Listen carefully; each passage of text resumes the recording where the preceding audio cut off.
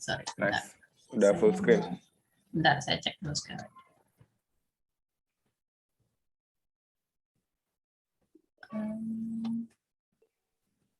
Oke, masih full screen di kalian nggak? Ya, sudah, Oke. sudah masih full screen. Ya, sudah full screen. Oke, saya mulai ya. Selamat siang semuanya, puasanya masih lancar? Selamat siang, Bu Flo. Masih lancar. Alhamdulillah masih. Ya, ini topiknya saya bikin sebenarnya kemarin ada permintaan mau itu dong sedikit tentang bagian-bagian di bioreaktor biar nggak terlalu cema-cema amat gitu ya. Jadi ini saya bikinin presentasi singkat aja, waktunya juga cuma 1 jam maksimum untuk diskusi termasuk presentasi. Jadi ini saya bikin bioreactor for noobs, an intro. Jadi ini baru intronya aja. Untuk pembicaraan hari ini kontennya ada 3. Pertama, apa sih bioreaktor itu gitu kan. Lalu yang kedua, bagian-bagian umum yang biasanya ada di bioreaktor. Lalu yang terakhir, tipe-tipe bioreaktor. Oke? Sampai situ dulu. Kita nggak akan bicara teori bagaimana cara bioreaktor bekerja atau bagaimana cara melakukan scale up bioreaktor dan lain sebagainya. Enggak, kita akan bicara cukup di 3 topik ini aja. Yang pertama, apa sih bioreaktor? Coba. Kalau saya tanya dulu sama kalian, sejauh yang kalian tahu, bioreaktor itu apa sih? Yang kalian tahu dulu aja. Ayo, nggak boleh diam ya. Ini pokoknya slide nggak maju-maju sampai ada yang jawab. Iya, come on guys. Kalau aku ya Mbak, coba. Kalau aku tahunya bioreaktor itu tempat terjadinya reaksi kimia gitu. Tempat terjadinya reaksi kimia, boleh. Apalagi? Untuk memperbanyak sel, Mbak. Untuk memperbanyak sel, boleh. Apalagi? Ayo Zen dan Dani. Kalau gue rumah kos-kosannya sel line. Kos-kosannya sel line, oke. Jadi bisa bobo di situ, bisa ditinggal gitu ya. Bisa pup, bisa makan. Tapi kalau lagi bosan bisa keluar dari kos gitu ya. Ada lagi? Kalau dari saya, equipment yang digunakan untuk cultivation atau perbanyakan, di mana lingkungannya itu di set tertentu sehingga menyerupai kayak lingkungan kayak di tubuh makhluk hidup asalnya gitu. Oke. Jadi sebuah alat yang bisa menyediakan suatu kondisi atau lingkungan yang menyerupai asalnya gitu ya, dengan tujuan untuk melakukan perbanyakan. Oke, boleh. Apalagi? Terakhir nih, berarti tadi belum ada suaranya Dani ya? Kalau menurut saya mungkin sebagai tempat atau wadah dari suatu reaksi dari bahan crude atau mentah ke bahan yang kita kehendaki atau yang kita inginkan. Oke, jadi suatu wadah untuk terjadinya reaksi dari bahan mentah menjadi suatu bahan yang kita inginkan. Oke, saya ambil kata kuncinya ya. Tadi teman-teman udah jawab 1, wadah.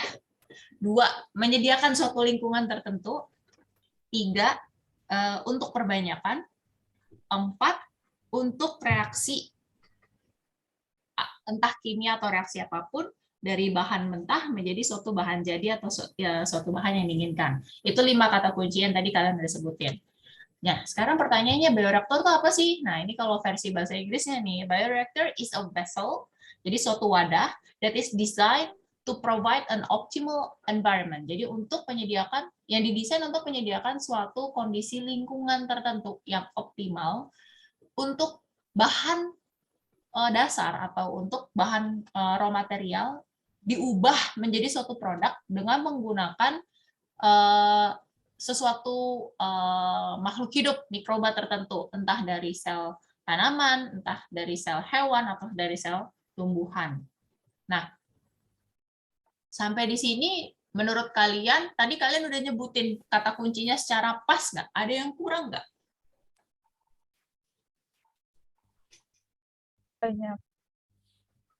Udah semua ya berarti ya, meskipun jawabnya terpisah-pisah nih, ada yang dijawab sama siap A, ada yang jawab sama B, tapi kurang lebih kalian mungkin tidak secara utuh, Tapi kalau kita gabung jawaban kalian jadi satu, bam. Nah, ini jadi satu kalimatnya kayak gini gitu ya. Jadi benar kata kalian, itu suatu wadah yang didesain supaya bisa menyediakan kondisi lingkungan secara optimal sehingga bisa terjadi suatu reaksi yang mengubah bahan dasar menjadi suatu produk dengan bantuan suatu makhluk hidup atau suatu mikrobial tertentu.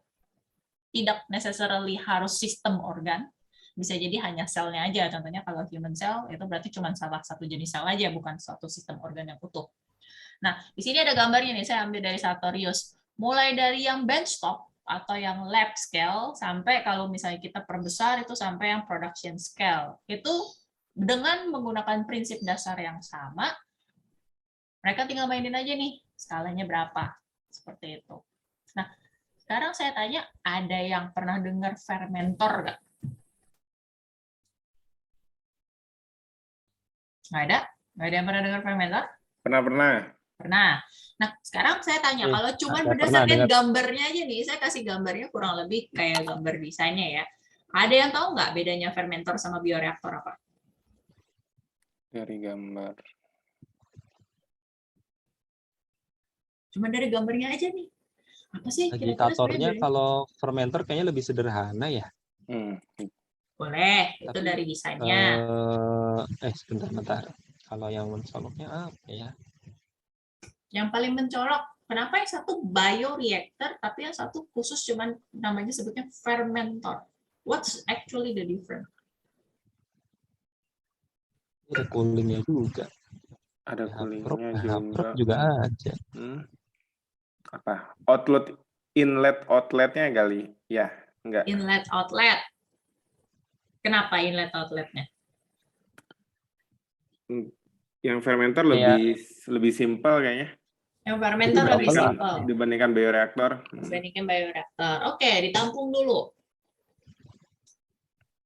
Apalagi yang bisa kalian bayangkan? Terlepas dari yang terlihat di mata, atau yang terdengar di telinga, atau yang terbayang-bayang dalam ingatan dulu waktu belajar di sekolah.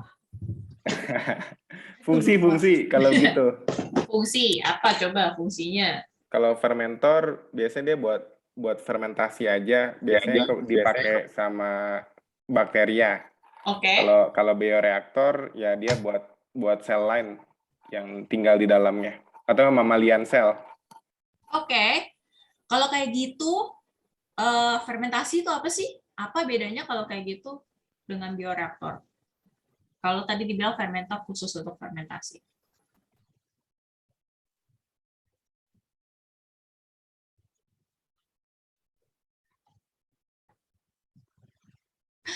Hilang, apakah koneksi saya terputus atau kalian senyap? Ayo, fermentasi apa? Kalau fermentor itu reaksinya dibantu sama mikroorganisme, Mbak. Fermentor reaksinya dibantu sama mikroorganisme. Oke. Kalau bioreaktor dibantunya sama apa? Kalau berarti kata Mas Yunan tadi mammalian sel. Mammalian sel, oke, nggak apa-apa, ditampung dulu. Kalau kayak gitu, sekali lagi saya tanya, kalau misalnya fermentor itu secara desain atau secara fungsi memang lebih fokus kepada fermentasi, jadi fermentasi sebenarnya apa sih? Pengawetan yang biasa menggunakan bantuan bakteri atau ragi ya kalau nggak salah ya. Oke. Pengawetan jadi dengan menggunakan bakteri atau ragi. Boleh. Apalagi? Tapi tadi ada mes juga sih tadi Bu Flo nyebutin ada sel mamalia, animal sama plant. Tanaman bisa ya Bu ya? Ada bioreaktornya juga ya ternyata. Kalian pernah dengar bioreaktor buat alga nggak sih? Iya, alga. Betul. Oh, belum. Buat alga tuh Gizen. Ada ya. Oh, oke. Kayaknya fermentasi itu cara hidupnya si bakteri deh. Kenapa cara hidupnya bakteri? Ya dia makan di situ, maksudnya semuanya di situ kegiatannya. Oke. Dan makanya disebutnya fermentasi. Fermentasi, oke. Masih ada yang mau coba sekali lagi atau udah nyerah? Apa sih fermentasi? Dani udah unmute tuh. Ayo ditunggu. Fermentasi. proses dari suatu aktivitas enzimatik mungkin. Oke, proses dari suatu aktivitas enzimatik yang seperti apa? Yang dihasilkan oleh mikroorganisme tentunya. Nggak apa-apa, apa? Ya, Yang dihasilkan oleh suatu mikroorganisme sehingga terjadi proses kimiawi. terjadi proses kimiawi, oke.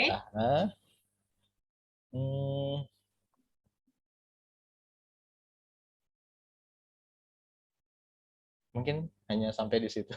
Mungkin hanya sampai di situ. Oke, Ya. nggak apa-apa. Nggak Oke. apa-apa. Oke, saya bantu ya. Bedanya fermenter sama bioreaktor tuh apa sih? Sebenarnya yang paling utama itu benar katanya Yunan. Bedanya sebenarnya paling utama adalah secara fungsi. Karena kalau fermenter itu didesain khusus untuk proses fermentasi. Nah, sekarang saya tanya, proses fermentasi itu apa sih sebenarnya? Proses fermentasi itu sebenarnya adalah sebuah proses biokimia di mana fokus utamanya itu adalah terjadi pemecahan senyawa karbohidrat. Ya, fermentasi itu fokus utamanya adalah pemecahan senyawa karbohidrat. Bisa berupa gula sederhana atau karbohidrat kompleks lainnya dengan tujuan untuk menghasilkan suatu senyawa kimia yang lain.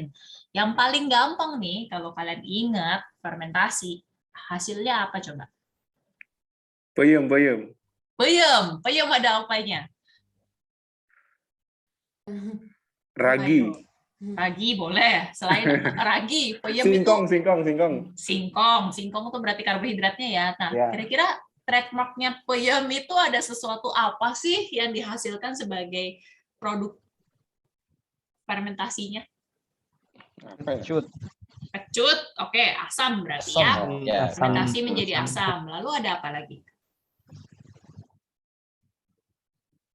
Dari teksturnya pun berubah dari yang keras menjadi yang aromanya. Oke, aroma, tekstur apa? Itu kan kalau dari segi fisik ya. Kalau saya tanya dari proses kimianya dulu, selain asam kira-kira apa lagi yang bisa dihasilkan dari proses fermentasi? Ayo. Kalau kimia alkohol. Alkohol, betul. ya. Nah, itu dua contoh paling umum yang sering dipakai untuk diproduksi di fermentor. Jadi bisa untuk produksi alkohol atau produksi suatu senyawa asam. Nah, itu beda utamanya dengan bioreaktor. Jadi sebenarnya kalau misalnya saya ditanya, kalau kayak gitu jadi sebenarnya bedanya fermentor sama bioreaktor secara fisik apa dong? Kalau buat saya, secara fisik bedanya nggak terlalu banyak. Sama-sama mereka masih butuh agitator, mereka sama-sama masih butuh suplai udara, mereka sama-sama masih butuh suplai makanan untuk bisa masuk, mereka sama-sama masih ngecek pH, masih ngecek temperatur dan lain sebagainya. Cuman mungkin yang kalau misalnya kita bilang bedanya yang paling umum biasanya itu adalah dari segi settingnya. Setting itu apa sih gitu? Contohnya gini, kalau misalnya kita ngomong dari segi pH, bisa jadi kalau suatu proses yang terjadi di bioreaktor tuh dia lebih pH sensitif, jadi range-nya lebih kecil daripada yang ada di fermentor. Karena kan memang ekspektasi kita misalnya mau produksinya asam, wajar dong kalau misalnya tadi raw material gula gitu ya, yang tadinya pH-nya mungkin sekitar 7,5, lama-lama kok pH-nya turun terus sih sampai 3,5 gitu, karena memang dia sudah mulai menghasilkan asam. Nggak apa-apa, itu nggak jadi masalah kalau di proses fermentor. Cuman kalau di proses bioreaktor, wah ini saintis atau orang produksinya udah ketar-ketir. Aduh, kok ini pH-nya turun deh jadi 6. Aduh, jangan-jangan kontam di dalam. Nah, itu kira-kira kayak gitu. Jadi kalau secara fisik bisa dibilang fungsi yang ada di situ tidak berbeda jauh. Mungkin hanya beberapa kalau saya bilang hanya beberapa jenis onderdilnya aja yang beda. Tapi secara fungsi tidak berbeda jauh. Nah, kira-kira itu yang paling membedakan antara fermentor sama bioreaktor. Oh, kalau kayak gitu ada pertanyaan baru nih. Kalau kayak gitu sebenarnya fermentor adalah bagian dari bioreaktor dong. Bisa juga. Nangkap ya sampai sini. Bisa jadi fermentor bisa dibilang adalah sebagian kecil dari bioreaktor. Bioreaktor bisa jadi adalah kata-kata umumnya gitu. Suatu terminologi umum untuk bilang oh ini loh suatu wadah yang dipakai untuk terjadinya proses biokimia tertentu dengan suatu bantuan mikroorganisme tertentu. Oke? Sampai sini jelas? Diem, Yep. atau koneksi saya putus Jelas. lagi? Jelas. Ya, jelas ya? Jelas. Oke. Nanya dong. Ya, boleh. Kirain gua tuh fermentor mah buat yang bakteria, bioreaktor untuk yang mamalian. Itu sekarang, Bos. Oh, Itu Toto ada sekarang. lu ya, gue kagak nyadar ya. Gue kagak bisa lihat ada nama orang. Itu sekarang orang sengaja membedakan terminologi itu supaya langsung immediately keluar di kepala. Oh, fermentor berarti kita ngomonginnya soal bakteri. Oh, bioreaktor berarti kita ngomonginnya tentang mammalian cell culture. Sebenarnya enggak. Sebenarnya enggak. Ada loh bioreaktor yang sebenarnya prosesnya itu untuk alga. Ada loh bioreaktor yang sebenarnya prosesnya itu adalah untuk water treatment.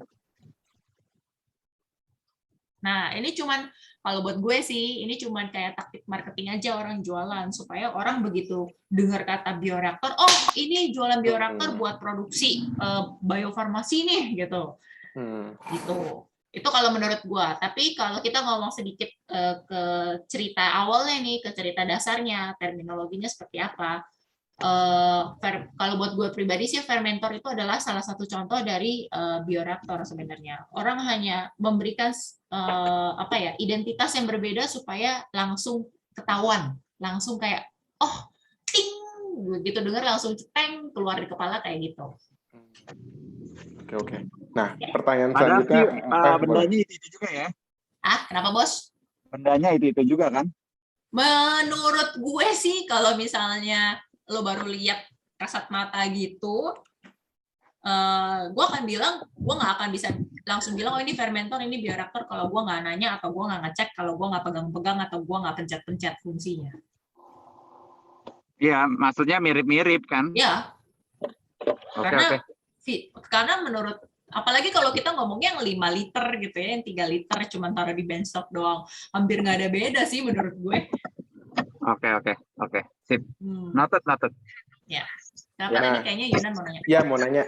Jadi kan sebenarnya kalau memang sama, halnya seperti kayak di Bio Farma ya, dia bilang ini biar bisa jadi fermentor sama bioreaktor, digantinya cuma impellernya aja. Ada yang pakai Ruston sama ada yang pakai impeller kan. Nah, boleh, nanti kita bahas ya. Oke, nanti dibahas. Oke, itu tadi mau ditanya. Nanti kita bahas. Itu ada di chapter berikutnya. Tapi gue ngomong dulu dari sekarang. Kalau gue orang GMP, gue nggak akan izinin itu terjadi, Bos. Ingat ya, kalau secara fasilitas GMP antara antara fasilitas bakteri dan fasilitas sel lain mamalia itu harus dipisah. Bahkan gedungnya harus beda. Nggak boleh digabung. Ruangannya misah kali ya, masih bisa GMP ya kalau ruangannya misah. Ruangan misah. Di gedung yang sama, ruangan pisah bisa nggak? Bisa kalau pintu masuknya dipisah. Oke. Harus dipisah pintu masuknya dan kalau gue bahkan orangnya harus beda. Orang yang in charge di tim bakteri nggak boleh in charge di tim mamalia dan vice versa. Terutama yang hands on ya orang produksi. Kalau QA jadi satu nggak masalah. QC jadi satu nggak masalah. Oke. Nah, mau nanya lagi dong. Kalau ngomongin yang GMP tadi. Kenapa ya? Kenapa dipisah gitu ya? Kenapa? Alasan paling gampangnya pertama adalah karena kontaminasi. Itu kalau bisa dibilang bakteri itu kan sangat amat mudah sekali makan apa aja. Mungkin mereka nggak necessarily akan menghasilkan produk yang diinginkan kalau mereka makanin medianya kultur sel, but they still can live there. Nah, pada saat ada invasi bakteri di dalam kultur sel lain mamalia, itu efeknya macam-macam. Pertama bisa dimulai dari karena mereka tumbuhnya jauh lebih cepat daripada sel mamalia. Pertama jelas mereka akan lebih dulu menghabiskan nutrisi sehingga kulturnya mati. Itu yang pertama, itu kalau sifatnya invasif. Lalu yang kedua, kalau sifatnya tidak invasif. Nah, jadi ini bakterinya sifatnya sembunyi-sembunyi nih. Contohnya kayak Mycoplasma lah, kalau kalian ada yang pernah dengar Mycoplasma. Yeah. Dia itu sifatnya sembunyi-sembunyi, dia menginvasi, bahkan dia bisa berselundup di antara sel-sel itu. Nanti efek sampingnya yang paling parah adalah dia akan mengubah sifat dari sel lainnya. Nah, Kalau sifat dari selanya itu sudah berubah, maka besar kemungkinan satu, produktivitasnya menurun, dua, bisa jadi produk yang dihasilkan menjadi tidak sesuai. Bisa jadi EPO yang diproduksiin tetap protein EPO, tapi misalnya nanti bukan amino asid, apa tadi gue mau bilang, asid nggak ada tekonai. Ada beberapa glukosamin, bukan glukosamin, tiba-tiba Glikosilasi, bukan. Glikosilasi, pinter. Glikosilasinya nanti bisa jadi menjadi tidak sesuai. Jadi mungkin secara rantai asam amino dia benar adalah EPO, tapi glikosilasinya itu peaknya nanti nggak sesuai ekspektasi. Nah, kalau glikosilasinya itu tidak sesuai, nanti dia bisa jadi menjadi protein yang tidak efektif. Gitu. Oke, pertanyaan jadi kalau dia mau ngecek mikoplasma, in proses kontrolnya 50% dari proses atau sebelum dimulai? Mikoplasma itu ada guideline-nya. Tergantung lo ngikutin guideline-nya mana. Kalau di ICH sih yang pertama lo harus cek ngambil dari setiap batch master cell bank, working cell bank, sama at the end of process production. Oh, tiga-tiganya ya berarti ya. Karena kita asumsinya dia adalah satu vessel, jadi lo ngambil berapa mililiter dari at the end of the process tuh nggak masalah, lo nggak harus ngambil in the middle. Oke. Oh iya, sekali ngomongin desain, jadi pas ingat pas sama Dexa. Jadi mereka mau in process control ngambil di tengah-tengah nih, di tengah-tengah fermenter sama bioreaktor. Tapi dia ngambilnya harus cepat, misalkan kayak 30 menit setelah diambil atau 15 menit sebelum diambil. Intinya sih dia kayak butuh kayak injektor di dalam si fermenter sama bioreaktornya. Oke. Nah, itu tuh apa sih, what kind of test ya, atau nggak parameter apa ya yang sekiranya urgent gitu? Soalnya kan ditemuin di customer lain nggak ketemu kayak gitu. Oke. Kita bahas di chapter berikutnya. Nah, typical parts dari bioreactor. Ini pertama-tama gue minta maaf dulu, gue nggak berhasil menemukan gambar yang cukup lengkap tapi berwarna. Jadi bear with me, yang ini nggak ada warnanya. Kita mulai dari parts-partnya dulu ya, sebelum nanti gue jawab pertanyaan dari Yunan. Yang pertama, ini ada legend-nya nih. Contoh nih. Oke. Udah kelihatan laser point gue? Kelihatan. Nah, ini kita lihat yang pertama dari vessel-nya dulu ya. Ini nomor 1. Tunggu. Ya. Ini coba Zen, Catherine, Nabila, sama Dani kekencengan nggak ya kita? Maksudnya masih bisa ngikutin proses nggak? Gue cukup yakin tadi pas gue udah mulai ngomong gitu-gitu ada yang udah terbang sih.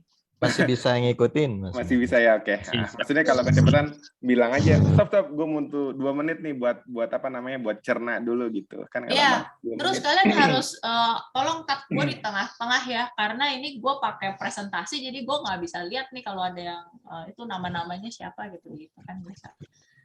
Oke. Nanti kalau ada pertanyaan langsung disampaikan aja. Ya. Good. Mantap. Ini soal sampai kita mengalir banget. Tenang, hari ini slide-nya nggak banyak. Kita sudah di slide ke-7 dari total 11 slide ya. Santai aja. Jadi kalian punya banyak waktu dan ruang untuk nanya. Kita mulai dari pertama-tama bioreaktor.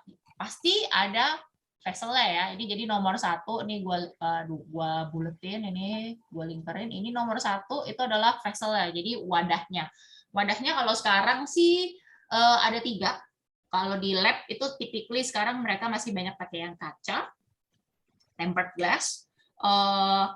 Kalau di skala produksi mereka biasanya masih pakai stainless steel tank. Tapi sekarang yang lagi populer itu single use ya, jadi dipakai dari plastik. Buat gue itu ada plus minusnya. Pertama, kalau misalnya pakai kaca sama stainless, otomatis running cost-nya sedikit lebih rendah. Kenapa gue bilang sedikit? Karena itu tergantung dari seberapa efektif kalian melakukan cleaning validation-nya.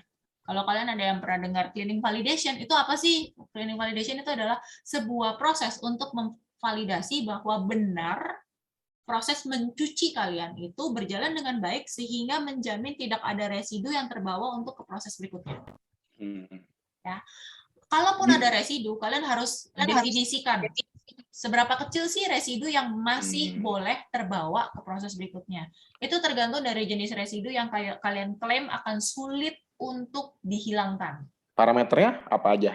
Parameternya tergantung, totally tergantung. Kalau misalnya kalian pakai harsh detergent, berarti kalian harus consider untuk mencantumkan residu deterjen itu ke dalam proses.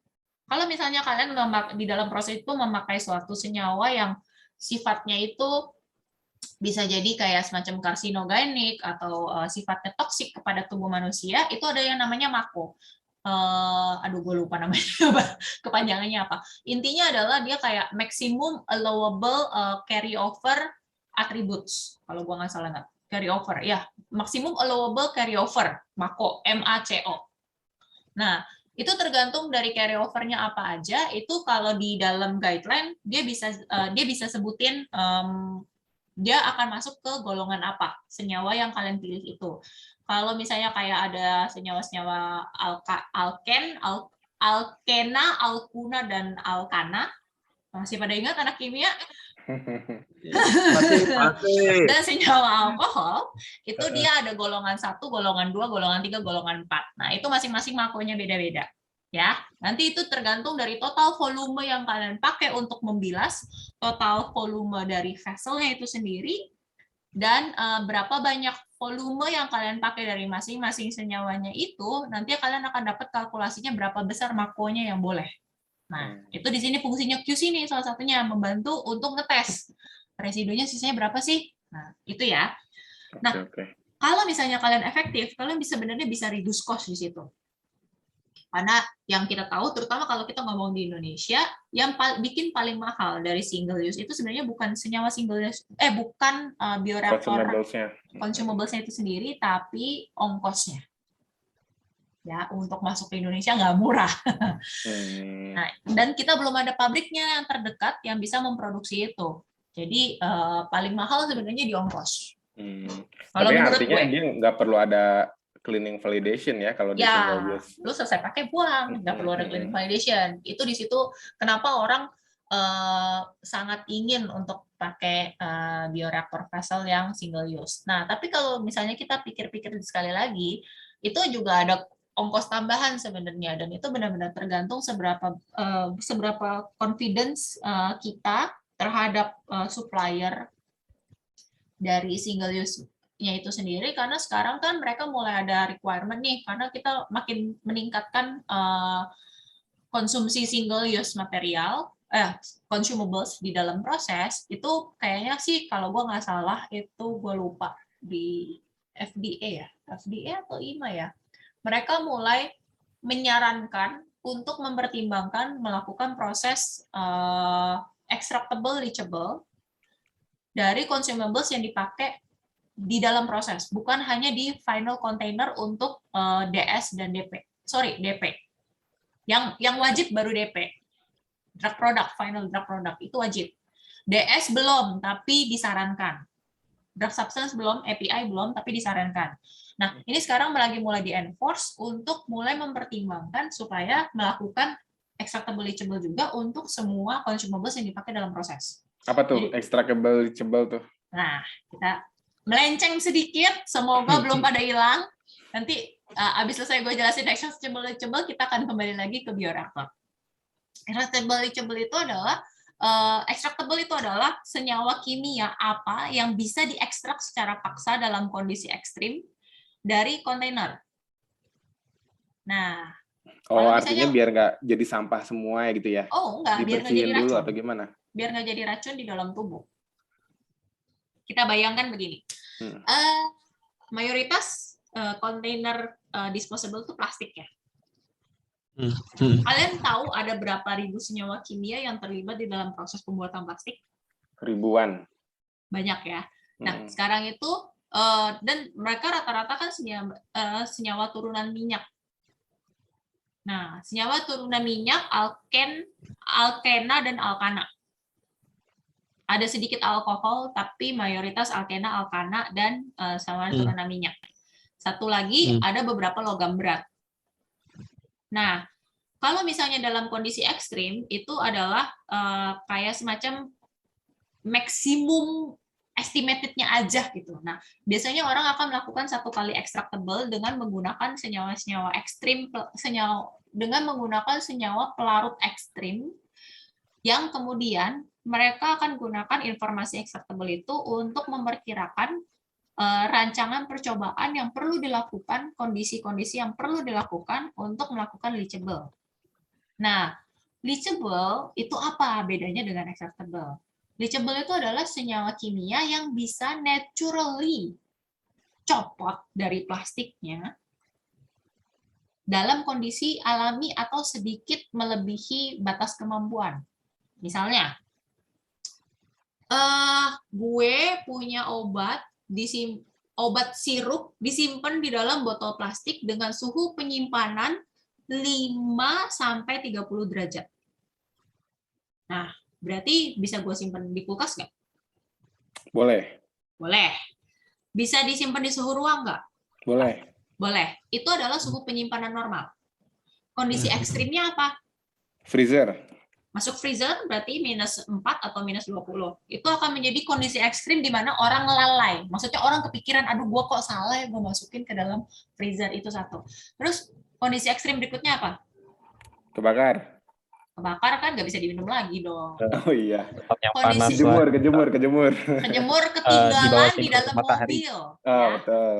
Suhu di dalam mobil kalian tahu kalau misalnya lagi panas banget bisa sampai berapa? Nggak tahu. Nggak tahu. 40 sampai 45 kira-kira ya. 50-an. Kira-kira suhu Jakarta, suhu di dalam mobil bisa sampai 45 derajat. Itu kondisi ekstrim yang mungkin terjadi karena kelalaian. Nah, itu adalah kondisi-kondisi yang dipakai untuk melakukan tes leachable. Nah, kemudian dalam dua kondisi ekstrim itu bedanya apa kemudian dengan extractable? Kalau extractable tadi misalnya gue mencoba memaksa melarutkan senyawa plastiknya itu pakai pelarut ekstrim, misalnya gue pakai etanol atau misalnya 1:1 IPA. Ada yang tahu IPA? 1:1 air dengan isopropil alkohol. Ya, 50-50 IPA. Nah, itu kan ekstrim tuh. Kalau misalnya leachable, senyawa pelarut yang digunakan adalah produknya itu sendiri. Jadi kalau gue mengerjain studi leachable, itu gue harus pakai produk gue. Itu. Nah, nanti setelah disimpan sekian lama, misalnya gue bilang, oh produk gue bisa tahan sampai 3 tahun. Nah, ini mereka akan melakukan testing bersamaan time point-nya dengan stability study dari produk. Kita akan cek nih, dalam 3 tahun itu ada nggak ya senyawa yang tidak diharapkan ikutan larut secara alami sesuai dengan suhu penyimpanan dari plastik kontainernya itu. Karena senyawa plastik itu bisa dibilang sifatnya racun, toksik, tidak baik untuk tubuh, itu wajib dilakukan di final drug product.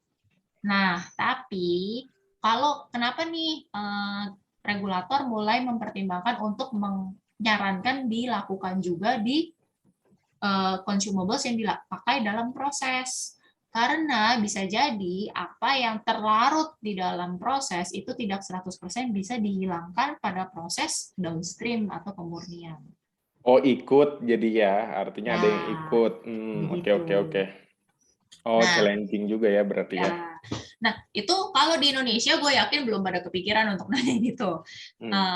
Tapi gue yakin produsen-produsen besar minimal mereka ada data acceptable dengan menggunakan air dan alkohol. That's the minimum requirement yang perlu mereka lakukan untuk submit ke US FDA dan ISO.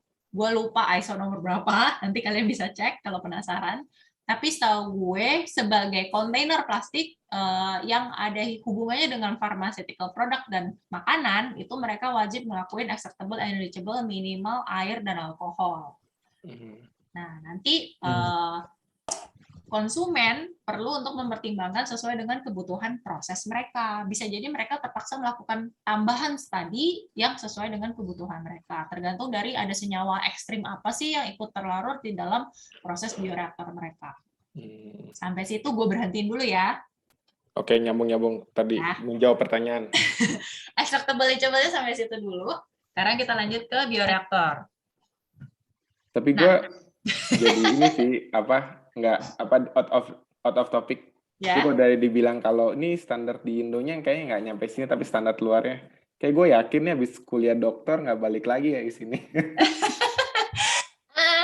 Kalau standar di Indonesia tuh sebenarnya nggak juga sih. BPOM sudah mulai melirik pertimbangan terkait acceptable eligible sampai ke arah proses. Karena gini, karena BPOM nggak ngerti, BPOM itu akan selalu pertanyaan pertamanya adalah ya kalau di US FDA emang mintanya apa? Mereka pasti patokannya US FDA. Jadi ya menurut gue sih cepat atau lambat, apalagi dengan bertumbuhnya industri produksi biofarmasi, ya mereka akan catch up sih gitu. Cepat atau lambat pasti akan ditanyakan gitu. Oke? Oke. Nah, lanjut. Nomor 2. Nomor 2 di sini tulisannya flat atau dish bottom. Nah, ini tuh berarti bagian bawahnya nih. Di bagian bawahnya ini biasanya mereka ada platform yang fungsinya itu minimal biasanya mereka ada sensor. Either dia sensor panas untuk water jacket dan garis miring atau sensor berat. Jadi untuk mereka tahu nih, biasanya mereka akan menghitung volume yang ada di bioreaktor dengan konversi berat. Itu biasanya mereka taruh di flash disk bottom-nya. Lalu yang ketiga di sini ada jacket. Nah, jacket ini fungsinya apa nih? Nomor 3 ya, jacket ini ada kayak semacam rongga antara bagian dalam sama bagian luar. Jacketnya fungsinya apa sih? Ada yang bisa jawab? Buat mengatur suhu. Mengatur suhu. Oke, ada yang bisa nebak nggak kira-kira minimal ada berapa macam cara kerja jaket? Kalau nggak salah 3 deh. Apa? Ya. Water jacket sama Jacket? air jacket. Water jacket sama air jacket. Oke. Gua koreksi dikit. Sebenarnya bukan air, tapi steam. Oh ya, steam. Ya. Jadi ya beda dikit lah. Jadi intinya tetap mereka sama-sama membutuhkan air. Tapi dia bisa directly pakai air panas dimasukin ke dalam jaketnya, atau mereka masukinnya hanya steamnya aja. Nah, ini kalau berdasarkan pengetahuan gua, ini salah satu bedanya antara bioreaktor model baru sama bioreaktor garis miring fermentor model lama. Kalau fermentor model lama, mereka masih ada yang pakai heating coil. Ada yang tahu heating coil apa? Kayak yang manasin air ya, mendidih air.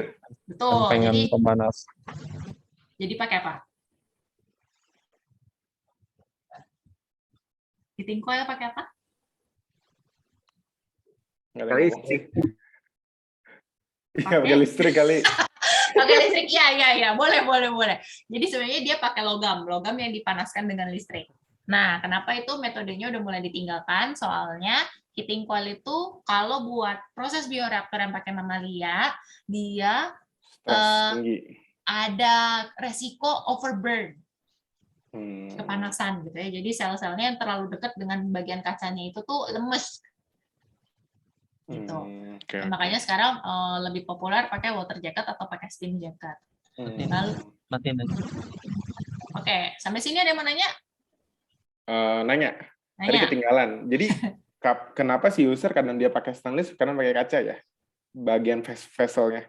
Soalnya jawabannya sih mereka bilang, oh saya maunya yang kaca biar kelihatan aja gitu. Kalau lagi ada audit, jadi bisa jawab. Nggak ada apa namanya bubble atau apanya. Kalau gini gimana? Kalau gue sih simply karena kalau kaca lebih sering ngomong dipakai di lab aja sih, karena kan orang butuh directly untuk melihat secara visual ya perubahan apapun. Jadi kalau buat di lab mereka masih skala R&D akan jauh lebih convenient pakai kaca. Kalau stainless steel sih, well kalau jelas pakai kaca untuk skala 1.000-2.000 liter itu tidak disarankan, terlalu rentan ya kan. Jadi akan jauh lebih enak pakai stainless, tapi pun pasti mereka ada itu kok ada glass window-nya biasa untuk ngintip ke dalam, tetap ada. Oh, jadi sebenarnya nggak ada fungsi secara mekanik, nggak ada ya, cuma biar kelihatan atau nggak kelihatan gitu ya, sama lebih bagusnya gimana? Kalau fungsi mekanik, gua rasa sih sekarang udah jauh lebih reduce ya. Kalau dari Kalau gua pribadi sih untuk skala besar pakai kaca selain karena dia fragile, terus yang kedua kaca bukan penghantar panas yang baik dibandingkan stainless. Jadi kalau untuk volume besar menurut gua kayaknya secara fisika nggak convenient. Kalau untuk volume kecil kenapa masih pakai kaca ya karena luas permukaannya jauh lebih dikit. Jadi proses penghantaran panasnya masih lebih mudah diatur aja sih kalau gua pribadi. Oke? Oke. Ada yang mau nanya lagi? Sampai sini? Belum? Satu slide aja nih udah 15 menit kita bahas. Nggak apa-apa. Belum ada. Biar Awalnya nggak gue kira mabok. kalau pakai jaket itu fermenter lama. Ternyata memang itu udah paling bagus ya. Ya, intinya sih teknologi kan ada untuk membuat itu jadi semakin efisien kan. Oke. Lalu nomor 4 nya ada pedal ya. Pedal atau biasanya kalau misalnya kita bilang bahasa Inggrisnya impeller. Mau ditaruh di bawah, mau ditaruh di atas, tergantung kebutuhan. Lalu nomor 5 ini batang nih. Impeller shaft atau kita bilang batang penggerak, batang pengaduk gitu ya. Jadi ini bagian tengahnya. Lalu nomor 6 ini ada motor. Motor ini obviously untuk menggerakkan batang pengaduknya. Lalu di sini nomor 7 ada namanya mechanical seal. Nah, mechanical seal di sini ini fungsinya apa sih? Ini simply karena gambarnya gampang aja ya. Jadi mechanical seal itu sebenarnya kalau di bioreaktor yang benar sih dari ujung ke ujung nih, dari sini sampai sini. Jadi dia bioreaktornya bentuknya kayak mangkok gitu, terus dia ada tutupnya di atasnya. Dia fungsinya untuk biasanya sih kalau kalian mau pasang itu dia harus ada dipasang grease-nya dulu. Dia juga ada rubber gasket-nya atau o-ring atau sil-silan karet kalau kalian benar-benar ngerti ya.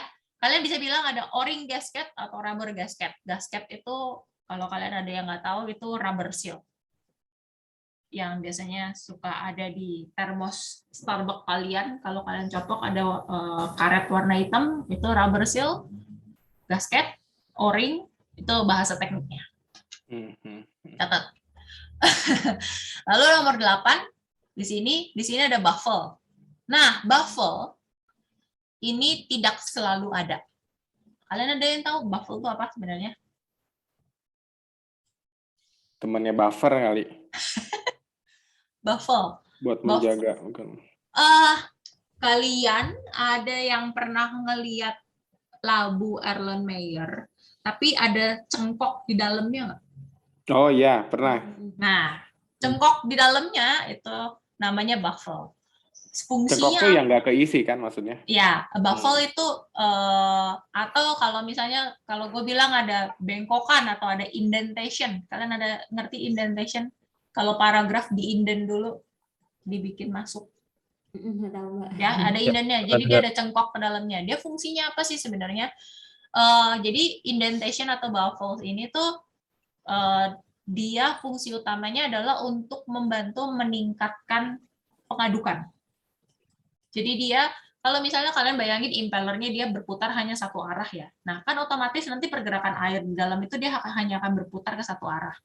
Nah, baffle ini fungsinya dia adalah untuk memecah putaran airnya itu supaya dia jadi kayak ada riak. Nah, tujuan akhirnya adalah dia untuk meningkatkan agitasi dan aerasi. Agitasi itu pengadukan, aerasi itu pengudaraan. Nah, baffle ini tidak ada biasanya di bioreaktor mamalia. Dia hanya ada di fermentor bakteri atau bioreaktor alga. Nah, sekarang gue tanya kenapa? Iya, kenapa ya? Kira-kira kenapa ya? Kira-kira kenapa? Mamalia lebih sensitif karena nggak ada apa tuh namanya beda morfologinya sama bakteri.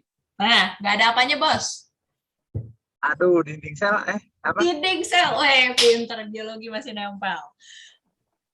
Jadi sel mamalia itu lebih sensitif. Kenapa lebih sensitif? Karena benar katanya Pak Rifan. Sel mamalia dibandingkan bakteri ataupun sel tanaman itu tidak ada dinding selnya. Jadi dia hanya ada satu lapis membran sel.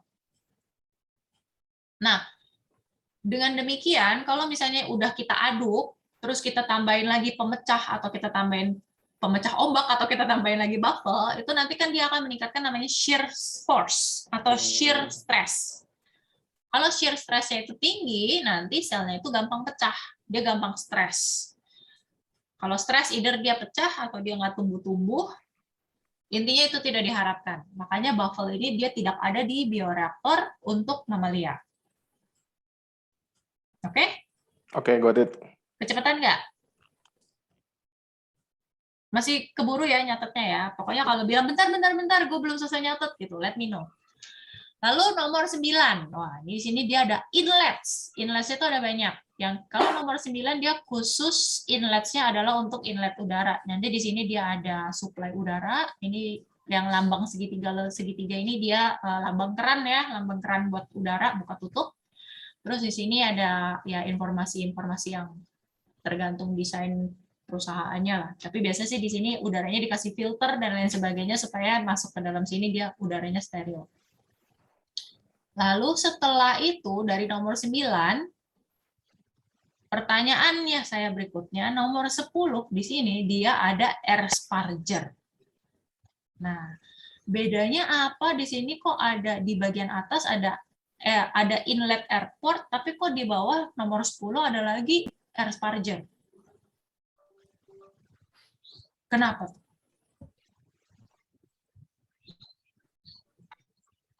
Kok udaranya ada 2?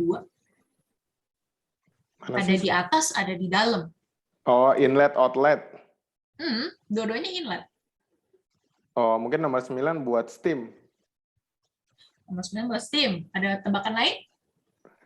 Tebakan. Oh, biar merata. Biar merata, boleh. Apa lagi?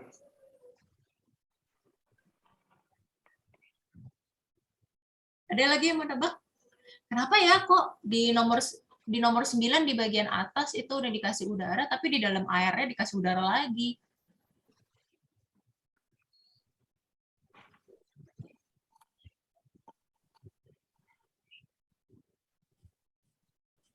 Nyerah. Nyerah. Oke. Nah, ini catat ya. Nomor 9, inlet udara yang ada di atas itu namanya overlay. Nah, kalau yang 10 ini inlet air sparger. Kenapa dia ada overlay dan kenapa dia ada sparger? Kita harus mempertimbangkan yang namanya infusion and diffusion rate dari udara. Apalagi itu ya. Ini kita ngomong kimia dan fisika sedikit. Jadi ngomongin ini apa namanya? Jadi gini, kelarutan oksigen itu di dalam air itu juga berpengaruh dengan ketersediaan oksigen yang ada di atas permukaan air. Nah, kalau misalnya kayak gitu, kelarutan udaranya itu sifatnya adalah kesetimbangan. Kalau misalnya kita tidak menyediakan oksigen yang cukup di bagian luarnya air, oksigennya itu juga akan menolak untuk terlarut dengan baik di dalam air, karena dia akan cenderung berusaha melepaskan diri ke udara. Itulah kenapa di sini juga ada overlay di sini. Overlay-nya itu biasanya dia nggak oksigen murni, biasanya dia hanya netral air aja gitu. Jadi dia ada oksigen, CO2, N2 dan lain sebagainya. Jadi kalau misalnya di sini dia kekurangan suatu udara tertentu, udara yang kita paksa masuk ke dalam cairan melalui air sparger ini, dia akan lebih cenderung berusaha melepaskan diri. Karena dia sifatnya setimbang. Lagi-lagi ya, sifatnya setimbang. Nah, supaya dia setimbang, dia ada inlet dari luar, di atas permukaan air, ada inlet dari dalam air, sama yang terakhir di sini nomor 13 nih, ada, nomor 11, mana ya? Ya itulah, 13 sama 11. Nomor 11 nih ada exit air-nya. Lo, gue nambahin konsep kesetimbangan dulu deh. Boleh. Jadi maksudnya biar sebenarnya bukan keseimbangan ya, kesetimbangan gitu. Jadi bisa jadi kesetimbangan, Bos. Dari tadi gue ngomongnya pakai T. Iya. Yin yang ya, bukan. Ya. Akhirnya teman-teman nangkapnya ya kesetimbangan sama keseimbangan sama aja. Oh, beda-beda. Boleh, beda. Bos. Nah, maksudnya kesetimbangan ini gimana bilangnya ya? kondisi peacefulnya mereka akan ya, maksudnya jumlahnya mereka akan cenderung untuk nisbah tetap dalam sebuah kondisi gitu kan, maksudnya gitu kan ya. Betul. Jadi kalau misalnya ekspektasinya nih di udara kita ada oksigen 20%, dia akan mempertahankan supaya minimal oksigennya 20%. Kalau misalnya kurang, dia akan sedot dari permukaan air. Itu definisi setimbang, bukan seimbang. Kalau seimbang itu kan berarti maunya 50-50 gitu ya, itu seimbang. Gue lagi mikir ini analoginya apa ya kesetimbangannya? Kesetimbangan analoginya.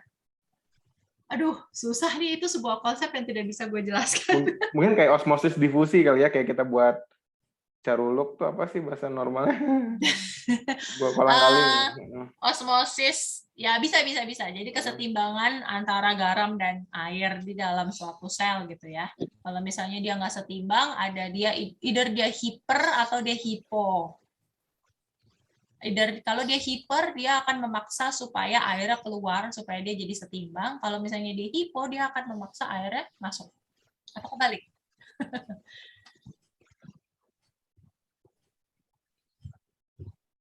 Ayo, ada yang masih ingat pelajaran kesetimbangan kimia nggak? Kesetimbangan. Katrin nih jagonya. Teknik kimia. Gue Google.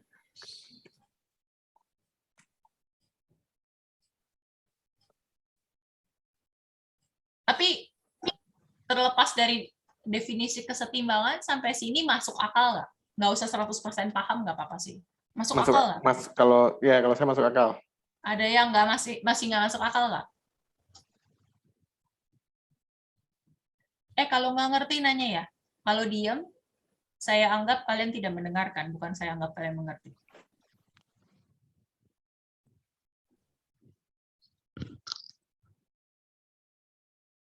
Mungkin biar lebih paham, kalau tidak kesetimbangan gimana, bisa meledak nggak si bioreaktornya atau nggak? Jadi dia supply udaranya jadi nggak benar kan atau gimana?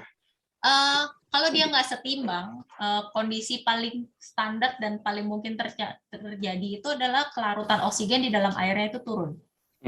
Sorry, di dalam cairannya itu turun. Nah, efeknya adalah kalau oksigennya itu turun, kita ngomong spesifik mammalian sel ya. Mammalian sel kan bernafasnya dengan oksigen, ya otomatis dia tidak bisa bernafas. Kalau dia tidak bisa bernafas, kita lanjutkan sedikit ke belakang, dia akan menjadi kesulitan untuk bertumbuh dan berkembang. Kita lanjutkan lagi ke belakang, ujung-ujungnya dia mati. Gitu. Itu adalah efek samping paling gampang untuk bilang kalau ini berarti ada sesuatu yang nggak setimbang. Sampai situ.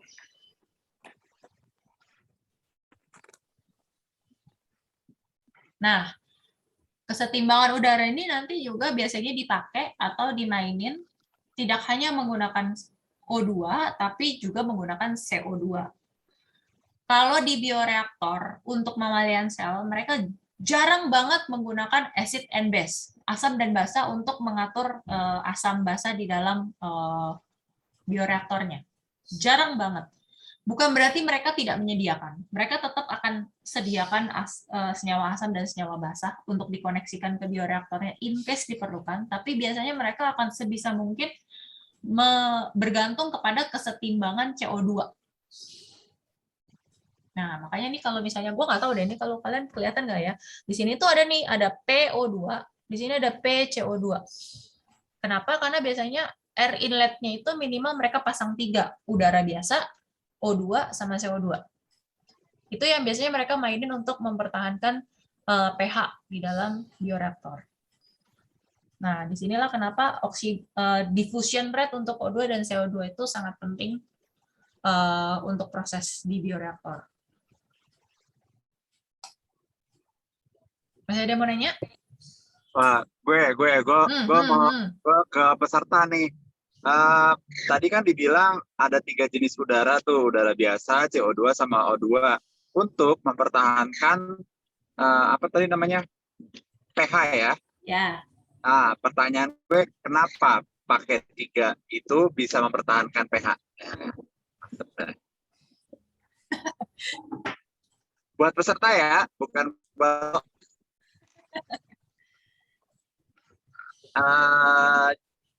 Yunan, boleh deh Yunan. Yunan, Dani, Zain, Nabila, Katrin.